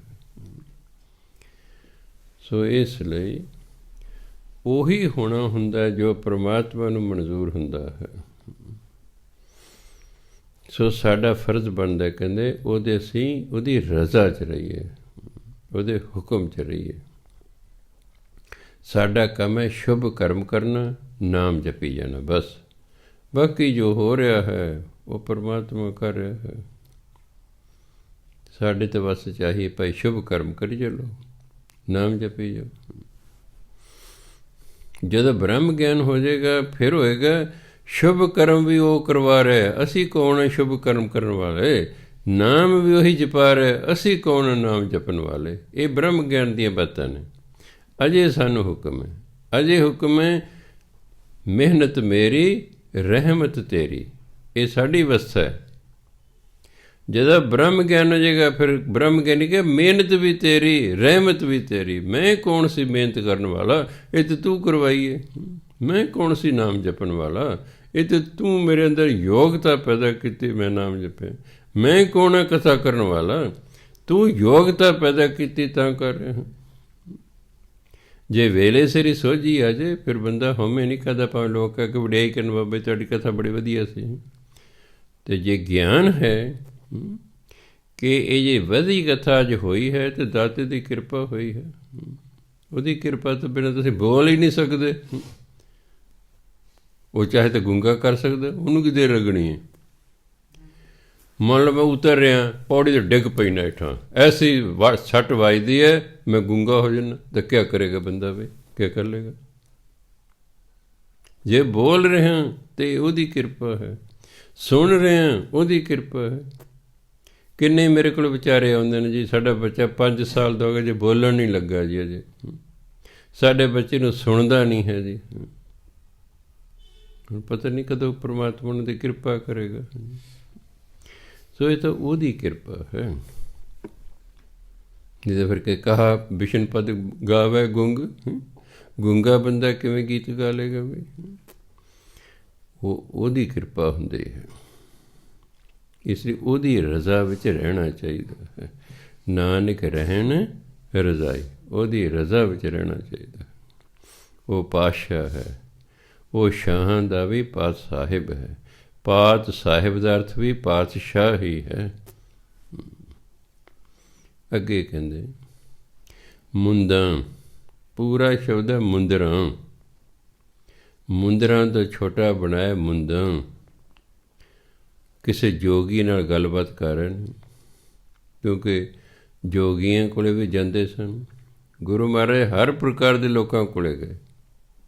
ਰਾਜਾ ਮਹਾਰਾਜਾ ਕੋਲੇ ਵੀ ਗਏ, ਜਗੀਰਦਾਰਾਂ ਕੋਲੇ ਵੀ ਗਏ, ਅਮੀਰਾਂ ਕੋਲੇ ਵੀ ਗਏ, ਗਰੀਬਾਂ ਕੋਲ ਵੀ ਗਏ, ਠੱਗਾਂ ਕੋਲ ਵੀ ਗਏ, ਡਾਕੂਆਂ ਕੋਲ ਵੀ ਗਏ, ਲੁਟੇਰਿਆਂ ਕੋਲ ਵੀ ਗਏ, ਰਾਖਸ਼ਾਂ ਦੇ ਕੋਲ ਵੀ ਗਏ। ਸਭ ਪ੍ਰਕਾਰ ਦੇ ਲੋਕਾਂ ਕੋਲ ਗਏ। ਕਿਸੇ ਤੋਂ ਡਰੇ ਨਹੀਂ। ਆਪਣੀ ਗੱਲ ਖੜਕੇ ਧੜਕੇ ਨਾਲ ਕਹੀ ਹੈ। ਉਸ ਜ਼ਮਾਨੇ ਜਦੋਂ ਬਗਾਨਿਆਂ ਦਾ ਭਾਰਤ 'ਤੇ ਰਾਜ ਸੀ, ਉਹਨਾਂ ਨੇ ਕਹਿਣਾ ਰਾਜੇ ਸ਼ੀਂ ਮੁਕੱਦਮ ਕੁੱਤੇ। ਰਾਜਾ ਤੁਸੀਂ ਸ਼ੇਰਾਂ ਵਾਂਗੂ ਲੋਕਾਂ ਨੂੰ ਪਾੜ ਰਹੇ ਹੋ। ਤੁਹਾਡੇ ਮੁਕੱਦਮ ਜਿਹੜੇ ਤੁਹਾਡੇ ਮੰਤਰੀ ਨੇ ਕੁੱਤੇ ਨੇ, ਇਹ ਲਾਲਚੀ ਨੇ। ਅੱਜ ਕਹਿ ਕੇ ਵੀ ਕੋਈ ਫੜ ਕੇ ਦਰ ਕਰ ਦੇਣਗੇ। ਉਹਨੇ ਕੋਈ ਪਰਵਾਹ ਨਹੀਂ ਕਿਸੇ ਦੀ ਕੀਤੀ। ਨਾ ਹੀ ਉਹਨਾਂ ਦੀ ਕਮਾਈ ਇੰਨੀ ਸੀ ਕਿ ਉਹਨਾਂ ਦੇ ਅੱਗੇ ਕੋਈ ਅੜਿਆ ਹੀ ਨਹੀਂ। ਜੇ ਕਿਸੇ ਨੇ ਕੁਛ ਕੀਤੀ ਫਿਰ ਉਹਨੂੰ ਵਿਖਾਤੇ ਦੋ ਹੱਥ। ਉਹ ਮੱਧ ਪ੍ਰਦੇਸ਼ ਰੋਹੇਲੇ ਰਹਿੰਦੇ ਸੀ ਉੱਥੇ। ਰੋਹਲੇ ਜਿਹੜਾ ਸਰਦਾਰ ਸੀ ਉਹਨੇ ਫੜ ਕੇ ਗੁਰੂ ਨਾਨਕ ਦੇਵ ਅਤੇ ਮਰਦਾਨੇ ਨੇ ਫੜ ਕੇ ਅੰਦਰ ਕਰਤਾ। ਮਰਦਾਨਾ ਜੀ ਦੀ ਡਿਊਟੀ ਲਾਤੀ, ਚੱਲ ਤੂੰ ਕੋਲੂ ਹਿੱਕ, ਅਤੇ ਗੁਰੂ ਨਾਨਕ ਨੇ ਕੈਦ ਕਰਤਾ। ਕੋਈ ਗੱਲ ਨਹੀਂ। ਐਸੇ ਗੁਰੂ ਮਹਾਰਾਜ ਨੇ ਕੀਤਾ। ਸਾਰੇ ਸ਼ਹਿਰ ਦੇ ਜਿੱਥੇ ਰਹਿੰਦੇ ਸਨ ਲੋਕ ਰੋਹੇਲੇ, ਸਾਰੇ ਖੂਹ ਸੁਕਾਤੇ। ਸਵੇਰ ਨੂੰ ਹਾਹਾਕਾਰ ਮਚ ਗਿਆ। ਪਾਣੀ ਕੋਈ ਨਹੀਂ, ਕਿਸੇ ਵੀ ਖੂਹ 'ਚ ਪਾਣੀ ਨਹੀਂ ਹੈ। ਸਭ ਸੁੱਕ ਗਏ। ਜੋਤਸ਼ੀ ਸੱਦੇ, ਹੋਰ ਸੱਦੇ ਰਾਜੇ ਨੇ, ਰੋਹੇਲਿਆਂ ਦੇ ਸਰਦਾਰ ਨੇ। ਉਹਨੇ ਕਿਹਾ ਤੂੰ ਕਿਸੇ ਮਹਾਤਮਾ ਨੂੰ ਜੇਲ੍ਹ 'ਚ ਡੱਕਿਆ ਹੋਇਆ, ਉਹਨੂੰ ਛੱਡ ਦੇ ਤਾਂ ਆਊਗਾ ਪਾਣੀ। ਫਿਰ ਗਿਆ, ਫਿਰ ਤਰਲੇ ਕੱਢੇ, ਫਿਰ ਪਾਣੀ ਆਇਆ। ਪਤਾ ਲੱਗ ਗਿਆ। ਇਹ ਨਹੀਂ ਵੀ ਹਾਂ ਐਵੇਂ ਕੋਈ ਨਹੀਂ ਜੀ ਬਹਿ ਜਾਓ ਤੱਤੀਆਂ ਤਵੀਆਂ 'ਤੇ। ਉਹਨਾਂ ਨੇ ਤੱਤੀਆਂ ਤਵੀਆਂ 'ਤੇ ਬਹਿਣ ਦਾ ਪਰਮਾਤਮਾ ਨੂੰ ਹੁਕਮ ਸੀ, ਪਰ ਪਰਮਾਤਮਾ ਦਾ ਹੁਕਮ ਸੀ, ਉਹ ਬਹਿ ਗਏ। ਨਹੀਂ ਤਾਂ ਉਹ ਵੀ ਤਵੀ ਠੰਡੀ ਕਰਨੀ ਉਹਨਾਂ ਲਈ ਕੀ ਔਖੀ ਸੀ। ਜੇ ਇੱਕ 9 ਸਾਲ ਦਾ ਬੱਚਾ ਮਰੇ ਹੋਏ ਨੂੰ ਜਿਉਂਦਿਆਂ ਕਰ ਸਕਦੇ, ਤਾਂ ਗੁਰੂ ਅਰਜਨ ਦੇਵ ਲਈ ਇੰਨੀ ਕਰੇ ਇਹ ਤਵੀਏ ਠੰਡੀ ਹੋ ਜਾ, ਉਹਨਾਂ ਨਾਲ ਦੀ ਠੰਡੀ ਹੋ ਜਾਣੀ। ਗੁਰੂ ਨਾਨਕ ਦੇ ਇੰਨੇ ਕਿਹਾ ਸੀ ਧੰਨ ਕਰਤਾਰ, ਅਤੇ ਕੌਡੇ ਰਾਹ ਦੇ ਦੇਖਦੇ ਦੇਖਦੇ ਹੀ ਅੱਗ ਵੀ ਬੁਝ ਗਈ, ਕੜਾਹਾ ਵੀ ਠੰਡਾ ਹੋ ਗਿਆ। ਉਹਨਾਂ ਨੂੰ ਹੁਕਮ ਸੀ ਤੂੰ ਤੱਤੀਆਂ ਤਵੀਆਂ 'ਤੇ ਬਹਿਣ, ਬਸ ਬਹਿਣੇ। ਅਤੇ ਉਹਨਾਂ ਨੂੰ ਹੁਕਮ ਸੀ ਨਹੀਂ ਤੂੰ ਅਜੇ ਇਹਨਾਂ ਨੂੰ ਠੀਕ ਕਰਨਾ। ਉਹ ਫਿਰ ਆਪਣੀ ਸ਼ਕਤੀ ਦੀ ਲੋੜ ਪੈਣ 'ਤੇ ਵਿਖਾਇਆ ਕਰਦੇ ਸਨ। ਜੋ ਸਾਰੇ ਪਾਣੀ ਸੁਕਾ 'ਤੇ ਆਪੇ ਭੱਜੇ ਫਿਰਦੇ ਸੀ। ਜਾਦੂਗਰ ਨਹੀਂ ਸੀ ਨੂਰ ਸ਼ਾਹ, ਉਹਨੇ ਵੀ ਭੇਡੂ ਬਣਾ ਦਿੱਤਾ ਸੀ ਮਰਦਾਨਾ ਜੀ ਨੂੰ। ਜਦੋਂ ਉਹ ਆਏ ਉਹਨਾਂ ਜਾਦੂਗਰ ਨੇ ਕਾਬੂ ਕਰ ਲਿਆ ਵੀ ਤੂੰ ਕਿੱਥੇ ਜਾਨੀ ਹੈ। ਆਪੇ ਠੀਕ ਹੋ ਗਏ। ਫਿਰ ਛੱਡ ਕੇ ਜਾਦੂ ਜੁਦੂ, ਜੇ ਲੱਗ ਜਾਏ ਭਜਨ ਬੰਦਗੀ ਕਰਨ। ਸੋ ਇਸ ਲਈ ਪਰਮਾਤਮਾ ਅੱਗੇ ਕਿਸੇ ਦਾ ਕੋਈ ਜ਼ੋਰ ਨਹੀਂ ਚੱਲਦਾ। ਉਹਦੀ ਆਪਣਾ ਜਿਹੜਾ ਹੈ ਆਗਿਆ 'ਚ ਰਹਿਣਾ ਚਾਹੀਦਾ ਹੈ। ਮੁੰਦਾਂ ਸੰਤੋਖ, ਇਹਨੂੰ ਸ਼ਰਮ ਨਹੀਂ ਪੜਨਾ, ਇਹ ਸ਼ਰਮ। ਸੱਸੇ ਦੇ ਪੈਰ 'ਚ ਬਿੰਦੀ, ਰਾਰੇ 'ਤੇ ਟਿੱਪੀ ਲਾ ਕੇ ਆਪਣਾ ਸ਼ਰਮ ਕਹਿੰਦੇ ਮਿਹਨਤ। ਸ਼ਰਮ ਫਾਰਸੀ ਦਾ ਸ਼ਬਦ ਹੈ, ਹਿੰਦੀ ਦਾ ਵੀ ਹੈ, ਹਿੰਦੀ ਦਾ ਵੀ ਸ਼ਰਮ ਹੈ ਮਿਹਨਤ। ਪਰ ਉਹ ਜਿਹੜਾ ਫਾਰਸੀ ਦਾ ਹੈ ਉਹ ਮੰਮੀ ਨੂੰ ਔਂਕੜ ਲੱਗਿਆ, ਉਹ ਤਾਂ ਪੁਲਿੰਗ ਦੇ ਤੌਰ 'ਤੇ ਵਰਤਿਆ ਹੋਇਆ ਹੈ। ਜਦੋਂ ਆਪਾਂ ਅਰਥ ਕਰਦੇ ਹਾਂ ਫਿਰ ਇਸਤਰੀ ਲਿੰਗ ਦੇ ਤੌਰ 'ਤੇ ਅਰਥ ਕਰਦੇ ਹਾਂ ਮਿਹਨਤ। ਮੁੰਦਾਂ ਸੰਤੋਖ ਸ਼ਰਮ ਪਤ ਝੋਲੀ, ਧਿਆਨ ਕੀ ਕਰੈ ਵਿਭੂਤ, ਖਿੰਥਾ ਕਾਲ ਕੁਆਰੀ ਕਾਇਆ ਜੁਗਤ, ਡੰਡਾ ਪ੍ਰਤੀਤ। ਖਿਆਲ ਰੱਖਣਾ, ਖਿੰਥਾ ਕਾਲ ਕੁਆਰੀ ਕਾਇਆ ਜੁਗਤ, ਡੰਡਾ ਪ੍ਰਤੀਤ। ਆਈ ਪੰਥੀ ਸਗਲ ਜਮਾਤੀ, ਮਨ ਜੀਤੈ ਜਗ ਜੀਤ, ਆਦੇਸ ਤਿਸੈ ਆਦੇਸ, ਆਦ ਅਨੀਲ ਅਨਾਦ ਅਨਾਹਤ, ਜੁਗ ਜੁਗ ਏਕੋ ਵੇਸ। ਜੋਗੀਆਂ ਨੇ ਕਹਿ ਭਾਈ ਤੁਸੀਂ ਮੁੰਦਰਾਂ ਪਾ ਰੱਖੀ, ਇਹ ਮੁੰਦਰਾਂ ਕਾਹਦੀਆਂ ਪਾਉਣੀਆਂ? ਸਬਰ ਸੰਤੋਖ ਦੀ। ਤੁਹਾਡੇ ਅੰਦਰ ਸਬਰ ਸੰਤੋਖ ਚਾਹੀਦਾ ਹੈ, ਸਮਝੋ ਇਹ ਤੁਹਾਡੀਆਂ ਮੁੰਦਰਾਂ ਨੇ। ਹੁਣ ਮੈਂ ਸਿੱਖ ਨੇ ਕਛਹਿਰਾ ਪਾਇਆ, ਸਿੱਖ ਨੂੰ ਪਾਇਆ ਨਾ ਕਛਹਿਰਾ। ਨੰਗੇਈ ਤੇ ਪਹਿਲਾਂ ਵੀ ਢੱਕਦੇ ਸਨ ਲੋਕ, ਨੰਗੇ ਨਹੀਂ ਸਨ ਫਿਰਦੇ, ਇੰਨੇ ਲੰਗੋਟੀਆਂ ਪਾਉਂਦੇ ਸਨ। ਵੀ ਇਹ ਕਛਹਿਰਾ ਪੁੱਤ, ਫਰਕ ਕੀ ਹੋਇਆ? ਨਿਰਾ ਨੰਗੇਜ ਢੱਕਣਾ ਨਹੀਂ। ਕਛਹਿਰੇ ਦੇ ਦਾ ਭਾਵ ਹੈ ਤੂੰ ਆਪਣਾ ਚਾਲ ਚਲਣ ਉੱਚਾ ਰੱਖਣਾ, ਨੰਗੇਜ ਤਾਂ ਢੱਕਣਾ ਹੀ ਢੱਕਣਾ। ਇਹਦਾ ਭਾਵਨਾ ਇਹ ਨਾ ਵੀ ਕਛਹਿਰਾ ਪਾ ਰਿਹਾ ਅਤੇ ਚਾਲ ਚਲਣ ਉੱਚਾ ਹੀ ਨਹੀਂ ਹੈਗਾ। ਕੰਨਾਂ 'ਚ ਮੁੰਦਰਾਂ ਪਾ ਰੱਖੀਆਂ ਅਤੇ ਅੰਦਰ ਸਬਰ ਸੰਤੋਖ ਕੋਈ ਨਹੀਂ। ਉਹ ਕਹਿੰਦੇ ਵਿਖਾਵੇ ਦੀ ਮੁੰਦਰਾਂ ਹੋ ਜਾਣਗੀਆਂ। ਇਹਦੇ ਮਗਰ ਜੋ ਭਾਵਨਾ ਹੈ ਉਹਨੂੰ ਪੂਰਾ ਕਰਨਾ। ਕਹਿੰਦੇ ਹੇ ਜੋਗੀਓ, ਸਬਰ ਸੰਤੋਖ ਦੀਆਂ ਮੁੰਦਰਾਂ ਪਾਓ। ਜੇ ਤੁਸੀਂ ਮੁੰਦਰਾਂ ਪਾਈਆਂ ਤੁਹਾਡੇ ਅੰਦਰ ਸਬਰ ਸੰਤੋਖ ਚਾਹੀਦਾ। ਸ਼ਰਮ ਪੱਤ ਝੋਲੀ, ਆਹ ਤੇ ਪੱਤ ਭਾਂਡੇ ਨੂੰ ਕਹਿੰਦੇ ਨੇ। ਉਹਨਾਂ ਕੋਲ ਭਿੱਖਿਆ ਮੰਗਣ ਲਈ ਜਿਹੜਾ ਭਾਂਡਾ ਹੁੰਦਾ ਉਹਨੂੰ ਕਹਿੰਦੇ ਪੱਤ। ਝੋਲੀ ਜਿਹੜਾ ਥੈਲਾ ਲਟਕਾਇਆ ਹੁੰਦਾ ਆਟਾ ਉਟਾ ਪਾਉਣ ਲਈ ਮੋਢੇ 'ਤੇ, ਉਹ ਝੋਲੀ ਹੈ। ਕਾਹਦੀ? ਕਹਿੰਦੇ ਤੁਹਾਡੇ ਭਿੱਖਿਆ ਮੰਗਣ ਲਈ ਜਿਹੜਾ ਭਾਂਡਾ ਹੈ, ਜੇ ਝੋਲੀ ਹੈ, ਉਹ ਕਾਹਦੀ ਹੋਣੀ ਚਾਹੀਦੀ? ਸ਼ਰਮ, ਮਿਹਨਤ। ਲੋਕਾਂ ਦਾ ਮੰਗ ਮੰਗ ਕੇ ਨਹੀਂ ਖਾਣਾ। ਸਿੱਖ ਧਰਮ ਮੰਗਤਾ ਨਹੀਂ ਹੈ, ਮੰਗਤਾ ਨਹੀਂ ਹੈ। ਉਹ ਲੱਖਾਂ ਬੈਠੇ ਨੇ ਦਿੱਲੀ ਦੇ ਬੂਹੇ ਦੇ ਅੱਗੇ ਹੈ। ਸਭ ਮੇਰਾ ਸਾਰੇ ਸੰਸਾਰ ਨੂੰ ਪਤਾ ਲੱਗ ਗਿਆ ਹੋਏਗਾ ਵੀ ਇੱਕ ਤਾਂ ਸਿੱਖ ਬਹੁਤ ਅਮੀਰ ਨੇ, ਇਹ ਗਰੀਬ ਗਰੂਬ ਕੋਈ ਨਹੀਂ ਹੈਗੇ, ਇਹ ਬਹੁਤ ਅਮੀਰ ਨੇ। ਇੱਕ ਤਾਂ ਇਹ ਗਿਆਨ ਹੋ ਗਿਆ ਸੰਸਾਰ। ਦੂਜਾ, ਇਹ ਤਾਂ ਲੰਗਰ ਲਾਈ ਰੱਖਦੇ ਨੇ, ਨਿਰੀਆਂ ਰੋਟੀਆਂ ਦਾ ਨਹੀਂ, ਡਰਾਈ ਫਰੂਟ ਦਾ, ਬਰਫੀਆਂ ਦਾ, ਪਤਾ ਹੀ ਨਹੀਂ ਕਾਹਦਾ ਉੱਥੇ ਲੰਗਰ ਲੱਗਾ ਹੋਇਆ। ਖਾਲਸਾ ਏਡ ਵਾਲੇ ਕਹਿੰਦੇ ਸਾਡੇ ਕੋਲ 20 ਕੁਇੰਟਲ ਡਰਾਈ ਫਰੂਟ ਪਹੁੰਚ ਗਏ, ਅਜੇ ਹੋਰ ਨਾ ਭੇਜੋ। ਕਹਿੰਦੇ 20 ਕੁਇੰਟਲ ਡਰਾਈ ਫਰੂਟ ਉਹਨਾਂ ਕੋਲ ਅਜੇ ਪਿਆ, ਕਹਿੰਦੇ ਸਾਡੇ ਕੋਲ। ਸੰਸਾਰ ਹੈਰਾਨ ਹੈ ਵੀ ਕਮਾਲ ਦੇ ਲੋਕ ਨੇ। ਹਾਂਜੀ, ਜਿੰਨਾ ਗਰੀਬ ਗੁਰਬਾ ਦਿੱਲੀ ਦਾ ਨੇੜੇ ਨੇੜੇ ਰਹਿੰਦਾ ਸਾਰੇ ਉੱਥੋਂ ਆ ਕੇ ਲੰਗਰ ਛਕਦੇ ਨੇ। ਹਾਂ, ਸਾਰੇ ਇੱਕ ਲੰਗਰ ਛਕਦੇ ਨੇ ਉੱਥੇ। ਹੋ ਸਕਦਾ ਸਰਕਾਰ ਨੂੰ ਉਮੀਦ ਵੀ ਆਪੇ ਇੱਥੇ ਭੁੱਖੇ ਮਰ ਜਾਣਗੇ, ਮਗਰੋਂ ਸਪਲਾਈ ਜਾਂਦੀ ਰਹਿੰਦੀ ਹੈ। ਮੈਨੂੰ ਕਹਿੰਦੇ ਕਿ ਆਪ ਜਾ ਰਹੇ ਨੇ ਜੀ ਟਰਾਲੀ, ਮੈਂ ਸਪਲਾਈ ਲੈ ਕੇ ਜਾ ਰਹੇ ਨੇ। ਕੁਝ ਦੀ ਡਿਊਟੀ ਲਾਈ ਹੋਵੇ, ਤੁਸੀਂ ਮਾਲ ਲਿਆਈ ਚੱਲੋ, ਵਾਪਸ ਜਾਓ, ਹੋਰ ਪਿੰਡਾਂ 'ਚ ਲਈ ਆਵੋ, ਬਸ ਕਿਸੇ ਚੀਜ਼ ਦੀ ਉੱਤੇ ਕਮੀ ਨਾ ਹੋਵੇ। ਸੋ ਮਿਹਨਤ ਹੈ। ਵੀ ਹੇ ਜੋਗੀ, ਤੁਸੀਂ ਮੰਗ ਮੰਗ ਕੇ ਖਾਂਦੇ ਹੋ ਨਹੀਂ, ਤੁਸੀਂ ਮਿਹਨਤ ਕਰੋ। ਜਿਹੜੀ ਤੁਸੀਂ ਇਹ ਝੋਲੀ ਪਾਈ ਹੋਈ ਮੋਢੇ 'ਤੇ, ਹੱਥ ਚਿੱਪੀ ਚੁੱਕੀ ਹੋਈ ਹੈ, ਇਹ ਤਾਂ ਮਿਹਨਤ ਦੀ ਚਾਹੀਦੀ ਹੈ। ਧਿਆਨ ਕੀ ਕਰੇ ਵਿਭੂਤ, ਤੁਸੀਂ ਸੁਆਹ ਮਲੀ ਹੋਈ ਹੈ ਪਿੰਡੇ 'ਤੇ। ਇਹ ਕਾਹਦੀ? ਰੱਬ ਨਾਲ ਧਿਆਨ ਜੋੜਨਾ, ਰੱਬ ਨਾਲ ਬਿਰਤੀ ਜੋੜਨਾ, ਇਹ ਤੁਹਾਡੀ ਹੋਵੇ ਸੁਆਹ। ਖਿੰਥਾ ਕਾਲ, ਖਿੰਥਾ ਗੋਦੜੀ ਨੂੰ ਕਹਿੰਦੇ। ਮੌਤ ਨੂੰ ਹਮੇਸ਼ਾ ਯਾਦ ਰੱਖਣਾ, ਇਹ ਤੁਹਾਡੀ ਗੋਦੜੀ ਹੋਵੇ। ਕੁਆਰੀ ਕਾਇਆ ਜੁਗਤ, ਅਤੇ ਜਿਹੜੀ ਤੁਹਾਡੀ ਜੀਵਨ ਜੁਗਤੀ ਹੈ, ਜੋਗੀਆਂ ਦੀ ਜਿਹੜੀ ਜੁਗਤੀ ਹੈ, ਉਹ ਹੈ ਕੁਆਰੀ ਕਾਇਆ, ਆਪਣੇ ਸਰੀਰ ਨੂੰ ਪਵਿੱਤਰ ਰੱਖਣਾ। ਕੁਆਰੇ ਤੋਂ ਭਾਵ ਹੈ ਅਜੇ ਪਵਿੱਤਰ ਹੈ। ਕਾਇਆ, ਕਾਇਆ ਧਿਆਨ ਦੇਣਾ, ਇੱਕ ਕਾਇਆ ਅਤੇ ਕਾਇਆ ਦੋ ਉਚਾਰਨ ਨੇ।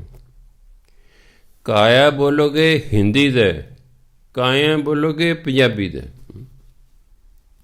ਕਾਇਆ ਬੋਲੋਗੇ ਹਿੰਦੀ ਦਾ ਸਰੀਰ, ਕਾਇਆ ਬੋਲੋਗੇ ਪੰਜਾਬੀ ਦਾ ਸਰੀਰ, ਦੋਨੋਂ ਦਾ ਅਰਥ ਸਰੀਰ ਹੈ। ਇਹ ਤੁਹਾਡੀ ਮਰਜ਼ੀ ਹੈ, ਇਹਨੂੰ ਕਾਇਆ ਬੋਲ ਲਓ ਚਾਹੇ ਕਾਇਆ ਬੋਲ ਲਓ। ਇਹਦੇ ਜਦੋਂ ਅਰਥ ਲਿਖੇ ਨੇ ਨਵੀਂ ਕਿਤਾਬ ਦੇ ਵਿੱਚ, ਉੱਥੇ ਉਬਲੀਕ ਪਾਈ ਹੋਈ ਹੈ, ਕਾਇਆ ਉਬਲੀਕ ਕਾਇਆ। ਇਹਦਾ ਮਤਲਬ ਇਹਨੂੰ ਕਾਇਆ ਅਤੇ ਕਾਇਆ ਪੜ੍ਹਿਆ ਜਾ ਸਕਦਾ ਹੈ। ਜਿਵੇਂ ਨ ਉਬਲੀਕ ਨਾ, ਵੀ ਇਹਨੂੰ ਨਾ ਬੋਲੋ ਚਾਹੇ ਨਾ ਬੋਲੋ।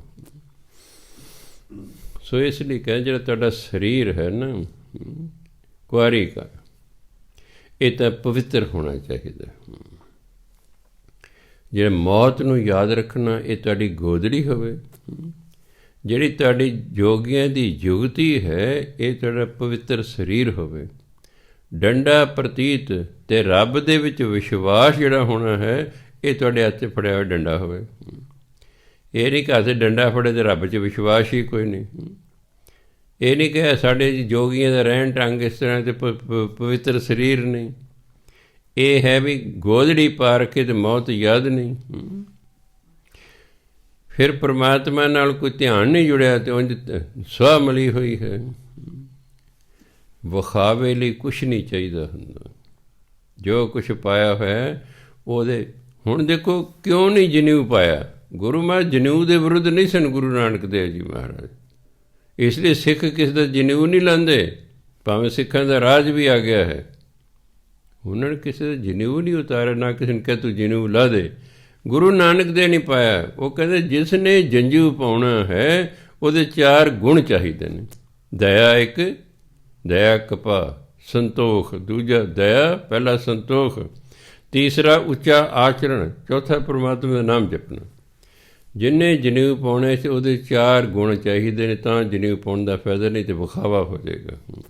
ਸਿੱਖ ਧਰਮ ਲੋਕ ਵਿਖਾਵੇ ਦੇ ਵਿਰੁੱਧ ਹੈ।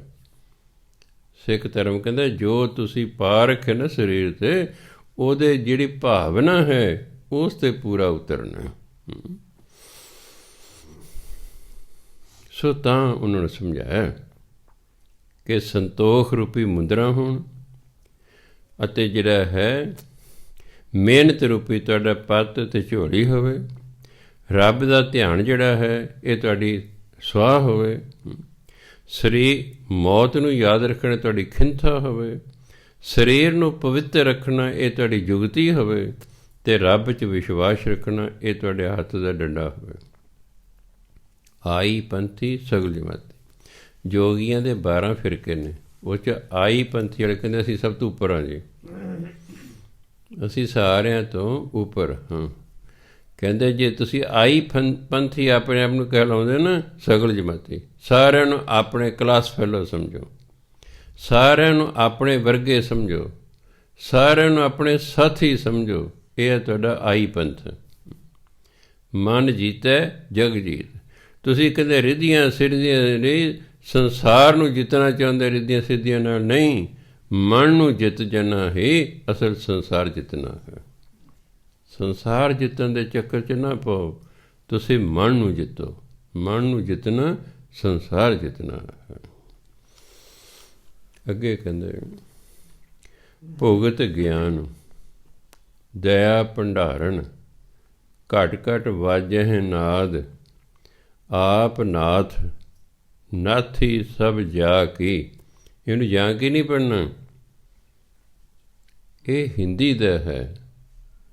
ਜਾ ਮੈਨੇ ਜਿਸ ਕੀ ਮੈਨੇ ਦੀ, ਜਾ ਕੀ ਜਿਸ ਦੀ, ਆਪ ਨਾਥ ਨਾਥੀ ਸਭ ਜਾ ਕੀ, ਰਿੱਧ ਸਿੱਧ ਅਵਰਾ ਸਾਧ, ਸੰਜੋਗ ਵਿਜੋਗ ਦੋਏ ਕਾਰ ਚਲਾਵੇਂ, ਲੇਖੇ ਆਵਹਿ ਭਾਗ, ਆਦੇਸ ਤਿਸੈ ਆਦੇਸ, ਆਦ ਅਨੀਲ ਅਨਾਦ ਅਨਾਹਤ, ਜੁਗ ਜੁਗ ਇੱਕ ਵੇਸ। ਭੁਗਤ ਹੁੰਦਾ ਭੋਜਨ। ਹੈ ਜੋਗੀਓ, ਰੱਬੀ ਗਿਆਨ ਤੁਹਾਡਾ ਭੋਜਨ ਹੋਵੇ। ਦਇਆ ਭੰਡਾਰਨ, ਭੰਡਾਰਨ ਜਿਹੜੀ ਭੋਜਨ ਵਰਤਾਉਂਦੀ ਹੈ, ਜਿਹੜੀ ਤੁਹਾਡੀ ਭੰਡਾਰਨ ਹੈ, ਜਿਹੜੀ ਭੋਜਨ ਵਰਤਾਉਂਦੀ ਹੋਵੇ ਦਇਆ, ਉਹ ਦਇਆ। ਘੱਟ ਘੱਟ ਵਾਜੈ ਨਾਦ, ਤੁਸੀਂ ਭੋਜਨ ਕਰਨ ਤੋਂ ਪਹਿਲਾਂ ਸਿੰਗੀ ਵਜਾਉਂਦੇ ਹੋ। ਜੋਗੀ ਕਦੇ ਆਉਂਦੇ ਨਾ, ਉਹਨਾਂ ਕੋਲ ਸਿੰਗੀ ਜਿਹੀ ਹੁੰਦੀ, ਉਹ ਫੂਕ ਮਾਰਦੇ ਨੇ, ਉਸ ਬਾਅਦ ਪਤਾ ਆਪਾਂ ਲੱਗਦਾ ਵੀ ਜੋਗੀ ਆ ਕੇ ਗਲੀ 'ਚ। ਹਰ ਸਰੀਰ ਦੇ ਵਿੱਚ ਜਿਹੜਾ ਅਨਹਦ ਨਾਦ ਵੱਜ ਰਿਹਾ ਹੈ, ਕਹਿੰਦੇ ਇਹ ਤੁਹਾਡੀ ਹੋਵੇ ਸਿੰਗੀ। ਘੱਟ ਘੱਟ ਵਾਜੈ ਨਾਦ, ਹਰ ਸਰੀਰ ਦੇ ਜਿਹੜੇ ਅਨਹਦ ਨਾਦ ਵੱਜ ਰਹੇ ਨੇ, ਇਹ ਤੁਹਾਡੀ ਸਿੰਗੀ ਹੋਵੇ। ਰੱਬੀ ਗਿਆਨ ਤੁਹਾਡਾ ਭੋਜਨ ਹੋਵੇ, ਦਇਆ ਤੁਹਾਡੀ ਭੰਡਾਰਨ ਹੋਵੇ, ਅਤੇ ਹਰ ਇੱਕ ਸਰੀਰ ਦੇ ਜਿਹੜਾ ਅਨਹਦ ਨਾਦ ਵੱਜ ਰਹੇ ਨੇ, ਇਹ ਤੁਹਾਡੀ ਸਿੰਗੀ ਹੋਵੇ। ਆਪ ਨਾਥ, ਨਾਥ ਹੀ ਸਭ ਜਾ ਕੇ। ਪਰਮਾਤਮਾ ਆਪ ਨਾਥ ਹੈ, ਨਾਥ ਮਾਲਕ ਨੂੰ ਕਹਿੰਦੇ ਨੇ। ਤਾਂ ਕਹਿੰਦੇ ਫਲਾਣਾ ਜੀ ਅਨਾਥ ਹੋ ਗਿਆ, ਉਹਦਾ ਕੋਈ ਮਾਲਕ ਹੀ ਨਹੀਂ ਰਿਹਾ। ਬੱਚੇ ਦੇ ਅਸਲ ਮਾਲਕ ਮਾਂ ਪਿਓ ਹੁੰਦੇ ਨੇ, ਅਤੇ ਜਿਹਦਾ ਮਾਂ ਪਿਓ ਮਰ ਜੇ ਕਹਿੰਦੇ ਬੱਚਾ ਅਨਾਥ ਹੋ ਗਿਆ ਜੀ। ਪਰਮਾਤਮਾ ਆਪ ਨਾਥ, ਪਰਮਾਤਮਾ ਨਾਥ ਹੈ। ਨੱਥ ਹੀ ਸਭ ਜਾ ਕੇ, ਜਿਸ ਨੇ ਸਾਰਿਆਂ ਨੂੰ ਨੱਥਿਆ ਹੋਇਆ ਹੈ, ਆਪਣੇ ਕੰਟਰੋਲ 'ਚ ਕੀਤਾ ਹੋਇਆ ਹੈ। ਆਹ ਡੰਗਰਾਂ ਦੇ ਨੱਥ ਪਾਉਂਦੇ ਨਾ, ਨੱਥ ਪਾਉਂਦੇ। ਪਹਿਲਾਂ ਔਰਤਾਂ ਦੇ ਵੀ ਨੱਕ ਦੇ ਵਿੱਚ ਨੱਥ ਦਾ ਗਹਿਣਾ ਹੁੰਦਾ ਸੀ। ਹੌਲੀ ਹੌਲੀ ਔਰਤਾਂ ਪੜ੍ਹ ਗਈਆਂ, ਉਹਨਾਂ ਨੇ ਇਹਦੀ ਬੈਕਗਰਾਊਂਡ ਦਾ ਪਤਾ ਲੱਗਾ ਵੀ ਨੱਥ ਤੇ ਗੁਲਾਮੀ ਦੀ ਨਿਸ਼ਾਨੀ ਹੈ। ਆਪਾਂ ਬਲਦੇ ਨੱਕ 'ਚ ਨੱਥ ਪਾ ਲਈ, ਫਿਰ ਉਹਨੂੰ ਥੋੜ੍ਹਾ ਜਿਹਾ ਵੀ ਹਿਲਾਓ ਨਾ, ਉਹਨੂੰ ਦਰਦ ਹੁੰਦੀ ਹੈ, ਅਤੇ ਉਹ ਸਾਡੇ ਆਖੇ ਲੱਗਦਾ ਜਿਵੇਂ ਅਸੀਂ ਕਹਿੰਦੇ ਹਾਂ। ਅੱਜ ਦੀਆਂ ਬੀਬੀਆਂ ਤਕਰੀਬਨ ਨੱਥ ਪਾਉਣੋਂ ਹਟ ਗਈਆਂ ਨੇ। ਪੰਜਾਬੀ ਦੀ ਕਹਾਵਤ ਹੈ, ਉਹ ਫਿਰੇ ਨੱਕ, ਉਹ ਫਿਰੇ ਨੱਥ ਕਢਾਉਣ ਨੂੰ, ਉਹ ਫਿਰੇ ਨੱਕ ਵਢਾਉਣ ਨੂੰ। ਉਹ ਤਾਂ ਕਹਿੰਦਾ ਮੈਂ ਤੇਰੀ ਨੱਥ ਬਣਾ ਕੇ ਲੈਣਾ, ਕਹਿੰਦੇ ਮੈਂ ਨੱਕ ਹੀ ਵਢਾ ਦੇਣਾ, ਮੈਂ ਤੇਰੀ ਨੱਥ ਪਾਉਣੀ ਨਹੀਂ। ਵੈਸੇ ਗਹਿਣਾ ਸੀ, ਕਿਉਂਕਿ ਗਹਿਣੇ ਤਾਂ ਗੁਰੂ ਮਹਾਰਾਜ ਦੀ ਜਿਹੜੀਆਂ ਸਨ, ਮਹਿਲ ਜਿਹੜੇ ਸਨ, ਘਰ ਵਾਲੀਆਂ ਸਨ, ਉਹ ਵੀ ਪਾਇਆ ਕਦੇ ਗਹਿਣੇ। ਜੇ ਮਾਤਾ ਗੁਜਰੀ ਜੀ ਕੋਲ ਗਹਿਣੇ ਸਨ ਤਾਂ ਹੀ ਗੰਗੂ ਦੇ ਦਿਲ ਖੋਟਾ ਹੋਇਆ ਨਾ। ਗਹਿਣੇ ਤਾਂ ਚਾਹੇ ਅਮੀਰ ਔਰਤਾਂ ਨੇ, ਚਾਹੇ ਗਰੀਬ ਨੇ, ਚਲੋ ਗਰੀਬ ਨੇ ਵਿਚਾਰੇ ਆਪਣੇ ਚਾਂਦੀ ਦੇ ਪਾ ਲੈਂਦੇ ਨੇ, ਗਰੀਬ ਸੋਨੇ ਹੀਰੇ ਇਸ ਤਰ੍ਹਾਂ ਪਾਉਂਦੇ ਨੇ, ਕਿਉਂਕਿ ਗਹਿਣਾ ਜਿਹੜਾ ਹੈ ਇਹ ਸੁੰਦਰਤਾ ਨੂੰ ਵਧਾਉਂਦਾ ਹੈ। ਔਰਨਾਮੈਂਟਸ ਹਾਈਟ ਐਂਡ ਬਿਊਟੀ, ਇਹ ਸੁੰਦਰਤਾ 'ਚ ਵਾਧੇ ਕਰਦੇ। ਸੋ ਉਹਨਾਂ ਨੇ ਸਮਝਾਇਆ ਯੋਗੀਆਂ ਨੂੰ ਕਿ ਰੱਬੀ ਗਿਆਨ ਜਿਹੜਾ ਹੈ ਇਹ ਤੁਹਾਡਾ ਭੋਜਨ ਹੋਵੇ, ਦਇਆ ਤੁਹਾਡੀ ਭੰਡਾਰਨ ਹੋਵੇ, ਹਰ ਸਰੀਰ ਜਿਹੜਾ ਰੱਬੀ ਆਨੰਦ ਨਾਦ ਵੱਜ ਰਿਹਾ ਉਹ ਤੁਹਾਡੀ ਸਿੰਗੀ ਹੋਵੇ। ਪਰਮਾਤਮਾ ਆਪ ਨਾਥ, ਆਪ ਮਾਲਕ ਹੈ, ਉਹਨੇ ਸਾਰਿਆਂ ਨੂੰ ਨੱਥਿਆ, ਆਪਣੇ ਕੰਟਰੋਲ 'ਚ ਕੀਤਾ ਹੋਇਆ। ਰਿੱਧ ਸਿੱਧ ਅਵਰਾ ਸਾਧ, ਆਹ ਜਿਹੜੇ ਤੁਸੀਂ ਲੋਕਾਂ ਨੂੰ ਕਹਿੰਦੇ ਰਿੱਧੀਆਂ ਸਿੱਧੀਆਂ ਵਿਖਾਉਣੇ ਨਾ, ਇਹ ਤਾਂ ਹੋਰ ਸਵਾਦ ਨੇ, ਇਹ ਤਾਂ ਤੁਹਾਨੂੰ ਹੋਰ ਪਾਸੇ ਲੈ ਜਾਣਗੇ। ਜੀਵਨ ਦਾ ਉਦੇਸ਼ ਹੈ ਪਰਮਾਤਮਾ ਦੀ ਪ੍ਰਾਪਤੀ, ਅਤੇ ਤੁਸੀਂ ਰਿੱਧੀਆਂ ਸਿੱਧੀਆਂ 'ਚ ਪੈ ਕੇ ਲੋਕਾਂ ਨੂੰ ਪ੍ਰਭਾਵਿਤ ਕਰ ਰਹੇ ਹੋ।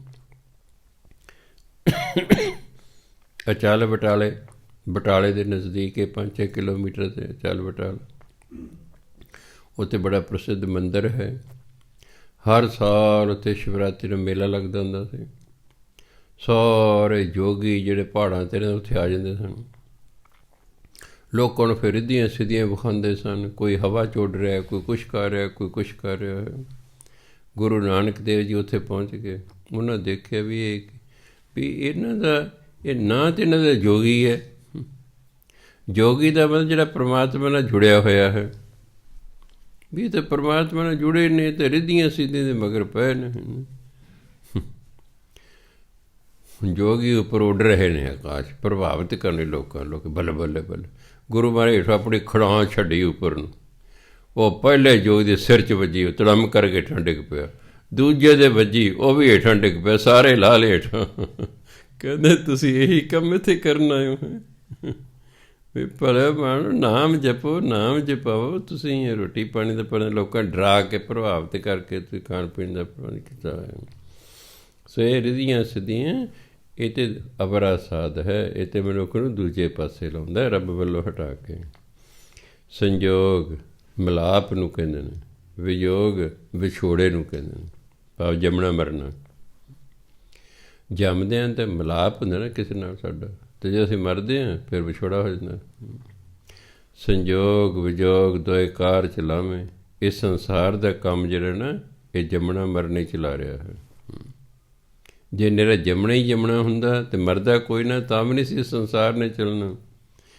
ਅਤੇ ਜੇ ਮਾਰੀ ਜਾਂਦੇ ਸੀ ਜੰਮਦਾ ਕੋਈ ਨਾ ਤਾਂ ਵੀ ਨਹੀਂ ਸੀ ਚੱਲਣਾ। ਇਹ ਸੰਸਾਰ ਜਨਮ ਅਤੇ ਮੌਤ ਕਾਰਨ ਹੀ ਚੱਲ ਰਿਹਾ। ਕੋਈ ਪੈਦਾ ਆ ਰਿਹਾ, ਕਿਸੇ ਸੰਸਾਰ ਤੋਂ ਜਾ ਰਿਹਾ।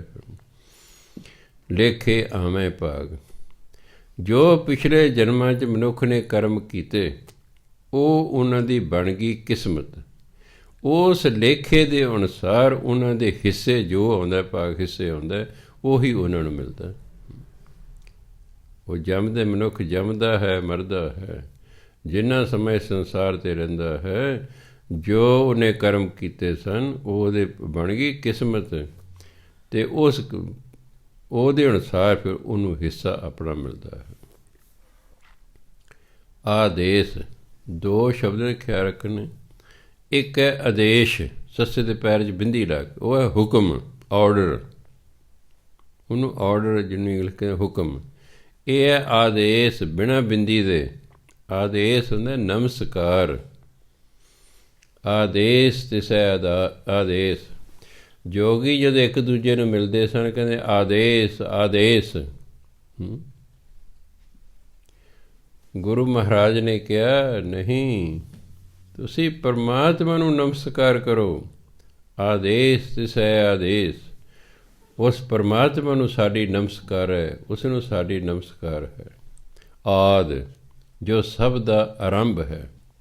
ਅਨੀਲ ਜੋ ਸ਼ੁੱਧ ਅਤੇ ਪਵਿੱਤਰ ਹੈ, ਜੋ ਰੂਪ ਰੇਖ ਤੋਂ ਨਿਆਰਾ ਹੈ। ਅਨਾਦ ਜਿਹਦਾ ਆਪਣਾ ਕੋਈ ਆਦ ਨਹੀਂ ਹੈ। ਅਨਾਦ ਅਨ ਆਦ ਦੋ ਸ਼ਬਦਾਂ ਤੋਂ ਬਣੇ। ਅਨ ਆਦ ਜਦੋਂ ਇਕੱਠਾ ਕੀਤਾ ਤਾਂ ਫਿਰ ਜਿਹੜਾ ਵਿਚਲਾ ਆੜਾ ਸੀ ਉਹ ਖਤਮ ਹੋ ਗਿਆ, ਉਹਦੀ ਥਾਂ 'ਤੇ ਕੰਨਾ ਲੱਗ ਗਿਆ।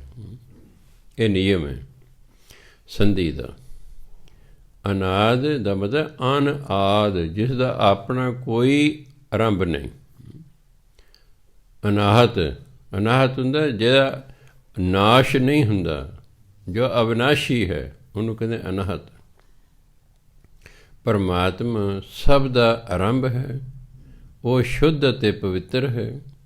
ਉਹਦਾ ਆਪਣਾ ਕੋਈ ਆਰੰਭ ਨਹੀਂ ਹੈ। ਉਹ ਅਵਿਨਾਸ਼ੀ ਹੈ। ਯੁੱਗ ਯੁੱਗ ਏਕੋ ਵੇਸ, ਅਤੇ ਹਰ ਯੁੱਗ ਦੇ ਵਿੱਚ ਉਹ ਇੱਕੋ ਜਿਹੀ ਹੈ। ਅਸੀਂ ਬਦਲਦੇ ਰਹਿੰਦੇ ਹਾਂ। ਪਰਮਾਤਮਾ ਜਿਹੋ ਜਿਹਾ ਸ਼ੁਰੂ 'ਚ ਸੀ ਉਹੋ ਜਿਹੀ ਹੁਣ ਹੈ। ਉਹ 'ਚ ਕੋਈ ਪਰਿਵਰਤਨ ਨਹੀਂ ਹੁੰਦਾ। ਉਹ ਪਰਿਵਰਤਨਸ਼ੀਲ ਨਹੀਂ ਹੈ। ਬਦਲਦਾ ਕੌਣ ਹੈ? ਜਿਸ 'ਤੇ ਸਮੇਂ ਦਾ ਅਸਰ ਹੋਵੇ। ਜਿਸ 'ਤੇ ਸਮੇਂ ਦਾ ਅਸਰ ਹੋਵੇ, ਅਤੇ ਪਰਮਾਤਮਾ 'ਤੇ ਸਮੇਂ ਦਾ ਅਸਰ ਹੀ ਕੋਈ ਨਹੀਂ ਹੁੰਦਾ। ਇਸ ਲਈ ਉਹ ਜਿਹੇ ਰਹਿੰਦਾ ਹੈ। ਇਹੀ ਕਾਰਨ ਹੈ ਕਿ ਮੰਨ ਲਓ ਤੁਸੀਂ 20 ਸਾਲ ਦੇ ਸੀ, ਤੁਹਾਡੀ ਲੱਗ ਗਈ ਸਮਾਧੀ। 10 ਸਾਲ ਤੁਸੀਂ ਸਮਾਧੀ 'ਚ ਰਹੇ। ਜਦੋਂ ਸਮਾਧੀ ਟੁੱਟੇਗੀ, ਇਹ ਨਹੀਂ ਕਿ ਤੁਹਾਡੀ ਉਮਰ 30 ਸਾਲ ਦੀ ਹੋ ਗਈ। ਨੋ, ਤੁਸੀਂ 20 ਸਾਲ ਦੇ ਰਹੋਗੇ। ਤੁਸੀਂ 20 ਸਾਲ ਦੇ ਰਹੋ। 10 ਸਾਲ ਉਹ ਸਮਾਂ ਹੀ ਖੜ੍ਹ ਗਿਆ। ਸਮਾਧੀ ਜਦੋਂ ਲੱਗਦੀ ਹੈ ਤਾਂ ਮੈਂ ਤੁਹਾਡੀ ਸੁਰਤ ਜਿਹੜੀ ਹੈ ਸੱਚਖੰਡ 'ਚ ਚਲੀ ਗਈ। ਉੱਥੇ ਸਮਾਂ ਹੀ ਨਹੀਂ ਹੈ। ਉੱਥੇ ਸਮਾਂ ਨਹੀਂ ਹੈ। ਜਵਾਨ ਬੈਠਾ ਸੀ, ਕਾਲੀ ਦਾੜੀ 'ਚ ਬੈਠਾ ਸੀ, 50 ਸਾਲ ਸਮਾਧੀ 'ਚ ਬੈਠਾ ਰਿਹਾ। ਬੱਗੀ ਦਾੜੀ ਹੋ ਜਾਣੀ ਚਾਹੀਦੀ ਸੀ ਨਾ। 50 ਸਾਲ ਜੇ ਸਮਾਧੀ ਤੋਂ ਉੱਠੇਗਾ ਉਹੀ ਕਾਲੀ ਦਾੜੀ ਉਸੇ ਤਰ੍ਹਾਂ ਹੋਏਗਾ। ਮੁੰਡਾ ਹੀ ਹੋਵੇਗਾ, ਬੁੱਢਾ ਨਹੀਂ ਹੋਵੇਗਾ। ਕਿਉਂਕਿ ਜਦੋਂ ਸਮਾਧੀ ਲੱਗਦੀ ਹੈ ਸਮਾਂ ਰੁਕ ਜਾਂਦਾ ਹੈ। ਨਾ ਭੁੱਖ, ਨਾ ਪਿਆਸ, ਨਾ ਗਰਮੀ, ਨਾ ਸਰਦੀ, ਕੁਛ ਵੀ ਨਹੀਂ ਲੱਗਦਾ। 50 ਸਾਲ ਬੈਠਾ, ਕੋਈ ਲੈਟਰ ਨਹੀਂ ਆਉਣੀ, ਕੋਈ ਪਿਸ਼ਾਬ ਨਹੀਂ ਆਉਣਾ, ਕੋਈ ਭੁੱਖ ਨਹੀਂ ਲੱਗਣੀ, ਕੋਈ ਪਿਆਸ ਨਹੀਂ ਲੱਗਣੀ, ਨਾ ਗਰਮੀ ਲੱਗਣੀ, ਨਾ ਸਰਦੀ ਲੱਗਣੀ। ਬਸ ਜਿੱਥੇ ਬੈਠਾ। ਜਿਸ ਨੇ ਗਰਮੀ, ਸਰਦੀ, ਭੁੱਖ, ਪਿਆਸ ਮੰਨਣੀ ਸੀ, ਮਹਿਸੂਸ ਕਰਨੀ ਸੀ, ਉਹ ਤਾਂ ਸੱਚਖੰਡ ਚਲੇ ਗਿਆ, ਅਤੇ ਸਰੀਰ ਨੂੰ ਤਾਂ ਕੁਛ ਹੁੰਦਾ ਹੀ ਨਹੀਂ। ਸਰੀਰ ਨੂੰ ਤਾਂ ਉਦੋਂ ਹੀ ਹੁੰਦਾ ਜਦੋਂ ਮਨ ਵਾਪਸ ਆਵੇਗਾ। ਮਨ ਹੀ ਨਹੀਂ ਹੈਗਾ, ਕੁਛ ਵੀ ਨਹੀਂ ਸਰੀਰ ਨੂੰ ਹੁੰਦਾ। ਇਸ ਲਈ ਧਰਮ ਸਰੀਰ ਨੂੰ ਜੜ ਗਿਣਦਾ ਹੈ, ਬੇਜਾਨ, ਵੀ ਇਹ ਸਰੀਰ ਬੇਜਾਨ ਹੈ। ਇਹ ਤਾਂ ਜਿਹੜਾ ਸਾਡੇ ਅੰਦਰ ਚੇਤਨ ਸੱਤਾ ਹੈ, ਉਹਦੇ ਕਾਰਨ ਇਹ ਚੱਲ ਰਿਹਾ। ਬਸ ਉਹ ਜਿਹੜੀ ਚੇਤਨ ਸੱਤਾ ਹੈ ਉਹ ਚਲੀ ਜਾਏ ਪਰਮਾਤਮਾ ਕੋਲ, ਸਰੀਰ ਬੈਠਾ, ਇਸ 'ਤੇ ਕੋਈ ਅਸਰ ਨਹੀਂ ਹੈ। ਕਿਹਦੀ ਸਮਾਧੀ ਲੱਗੀ ਹੋਈ ਹੈ, ਉਹਨੂੰ ਚੱਕ ਕੇ ਧੁੱਪੇ ਬਿਠਾ ਦਿਓ, ਉਹਨੂੰ ਕੋਈ ਅਸਰ ਨਹੀਂ ਉਸ 'ਤੇ ਹੁੰਦਾ। ਉਹਨੂੰ ਕੋਈ ਪਤਾ ਨਹੀਂ ਮੈਂ ਧੁੱਪੇ ਬੈਠਾ ਹਾਂ। ਇਹ ਸੋ ਤਾਂ ਕਹਿੰਦੇ ਪਰਮਾਤਮਾ ਹਰ ਯੁੱਗ ਦੇ ਵਿੱਚ ਇੱਕੋ ਜਿਹਾ ਹੀ ਹੈ। ਅੱਗੇ ਕਹਿੰਦੇ ਏਕਾ ਮਾਈ ਜੁਗਤ ਵਿਆਈ, ਤਿੰਨ ਚੇਲੇ ਪ੍ਰਵਾਨ, ਇੱਕ ਸੰਸਾਰੀ ਇੱਕ ਭੰਡਾਰੀ, ਇੱਕ ਲਾਏ ਦੀਵਾਨ। ਜਿਵ ਤਿਸ ਭਾਵੈ ਤਿਵੇਂ ਚਲਾਵੈ, ਜਿਵ ਹੋਵੈ ਫੁਰਮਾਨ। ਉਹ ਵੇਖੈ ਉਹਨਾਂ ਨਜ਼ਰ ਨਾ ਆਵੈ, ਬਹੁਤਾ ਇਹ ਵਿਡਾਨ। ਆਦੇਸ ਤਿਸੈ ਆਦੇਸ, ਆਦ ਅਨੀਲ ਅਨਾਦ ਅਨਾਹਤ, ਜੁਗ ਜੁਗ ਏਕੋ ਵਿਸ। ਹਿੰਦੂ ਧਰਮ ਅਨੁਸਾਰ ਏਕਾ ਮਾਈ ਜੁਗਤ ਵਿਆਈ, ਵੀ ਇੱਕ ਮਾਇਆ ਰੱਬੀ ਜੁਗਤੀ ਦੇ ਨਾਲ ਵਿਆਹੀ ਹੁੰਦਾ, ਗਰਭਵਤੀ ਹੋਣਾ। ਮਾਇਆ ਗਰਭਵਤੀ ਹੋ ਗਈ। ਤਿੰਨ ਚੇਲੇ ਪ੍ਰਵਾਨ, ਉਸਦੇ ਫਿਰ ਤਿੰਨ ਪ੍ਰਸਿੱਧ ਪੁੱਤਰ ਹੋਏ। ਇੱਕ ਸੰਸਾਰੀ ਜਿਹਨੂੰ ਬ੍ਰਹਮਾ ਕਹਿੰਦੇ ਨੇ, ਉਹ ਇੱਕ ਭੰਡਾਰੀ ਜਿਸ ਨੂੰ ਵਿਸ਼ਨੂੰ ਮਹਾਰਾਜ ਕਹਿੰਦੇ, ਇੱਕ ਲਾਏ ਦੀਵਾਨ ਜਿਹਨੂੰ ਸ਼ਿਵ ਜੀ ਕਹਿੰਦੇ। ਇਹ ਤਿੰਨ ਪੁੱਤਰ ਪੈਦਾ ਹੋਏ। ਇੱਕ ਸੰਸਾਰ ਨੂੰ ਬਣਾਉਣ ਵਾਲਾ, ਇੱਕ ਸੰਸਾਰ ਨੂੰ ਪਾਲਣ ਵਾਲਾ, ਇੱਕ ਸੰਸਾਰ ਨੂੰ ਮਾਰਨ ਵਾਲਾ। ਕਹਿੰਦੇ ਮਾਇਆ ਦੇ ਤਿੰਨ ਪੁੱਤਰ ਨੇ। ਪਰ ਗੁਰੂ ਨਾਨਕ ਦੇਵ ਜੀ ਕਹਿੰਦੇ ਨਹੀਂ, ਇਹ ਆਪਣੀ ਮਰਜ਼ੀ ਨਹੀਂ ਕਰ ਸਕਦੇ। ਇਹ ਤਿੰਨੋਂ ਆਪਣੀ ਮਰਜ਼ੀ ਨਹੀਂ ਕਰ ਸਕਦੇ, ਕਿਉਂਕਿ ਇਹ ਮਾਇਆ ਦੇ ਪੁੱਤਰ ਨੇ ਅਤੇ ਮਾਇਆ ਪਰਮਾਤਮਾ ਦੇ ਅਧੀਨ ਹੈ।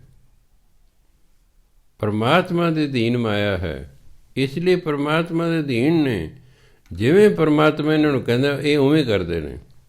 ਜਿਵ ਤਿਸ ਭਾਵੈ ਤਿਵੇਂ ਚਲਾਵੈ, ਜਿਵ ਹੋਵੈ ਫਰਮਾਨ।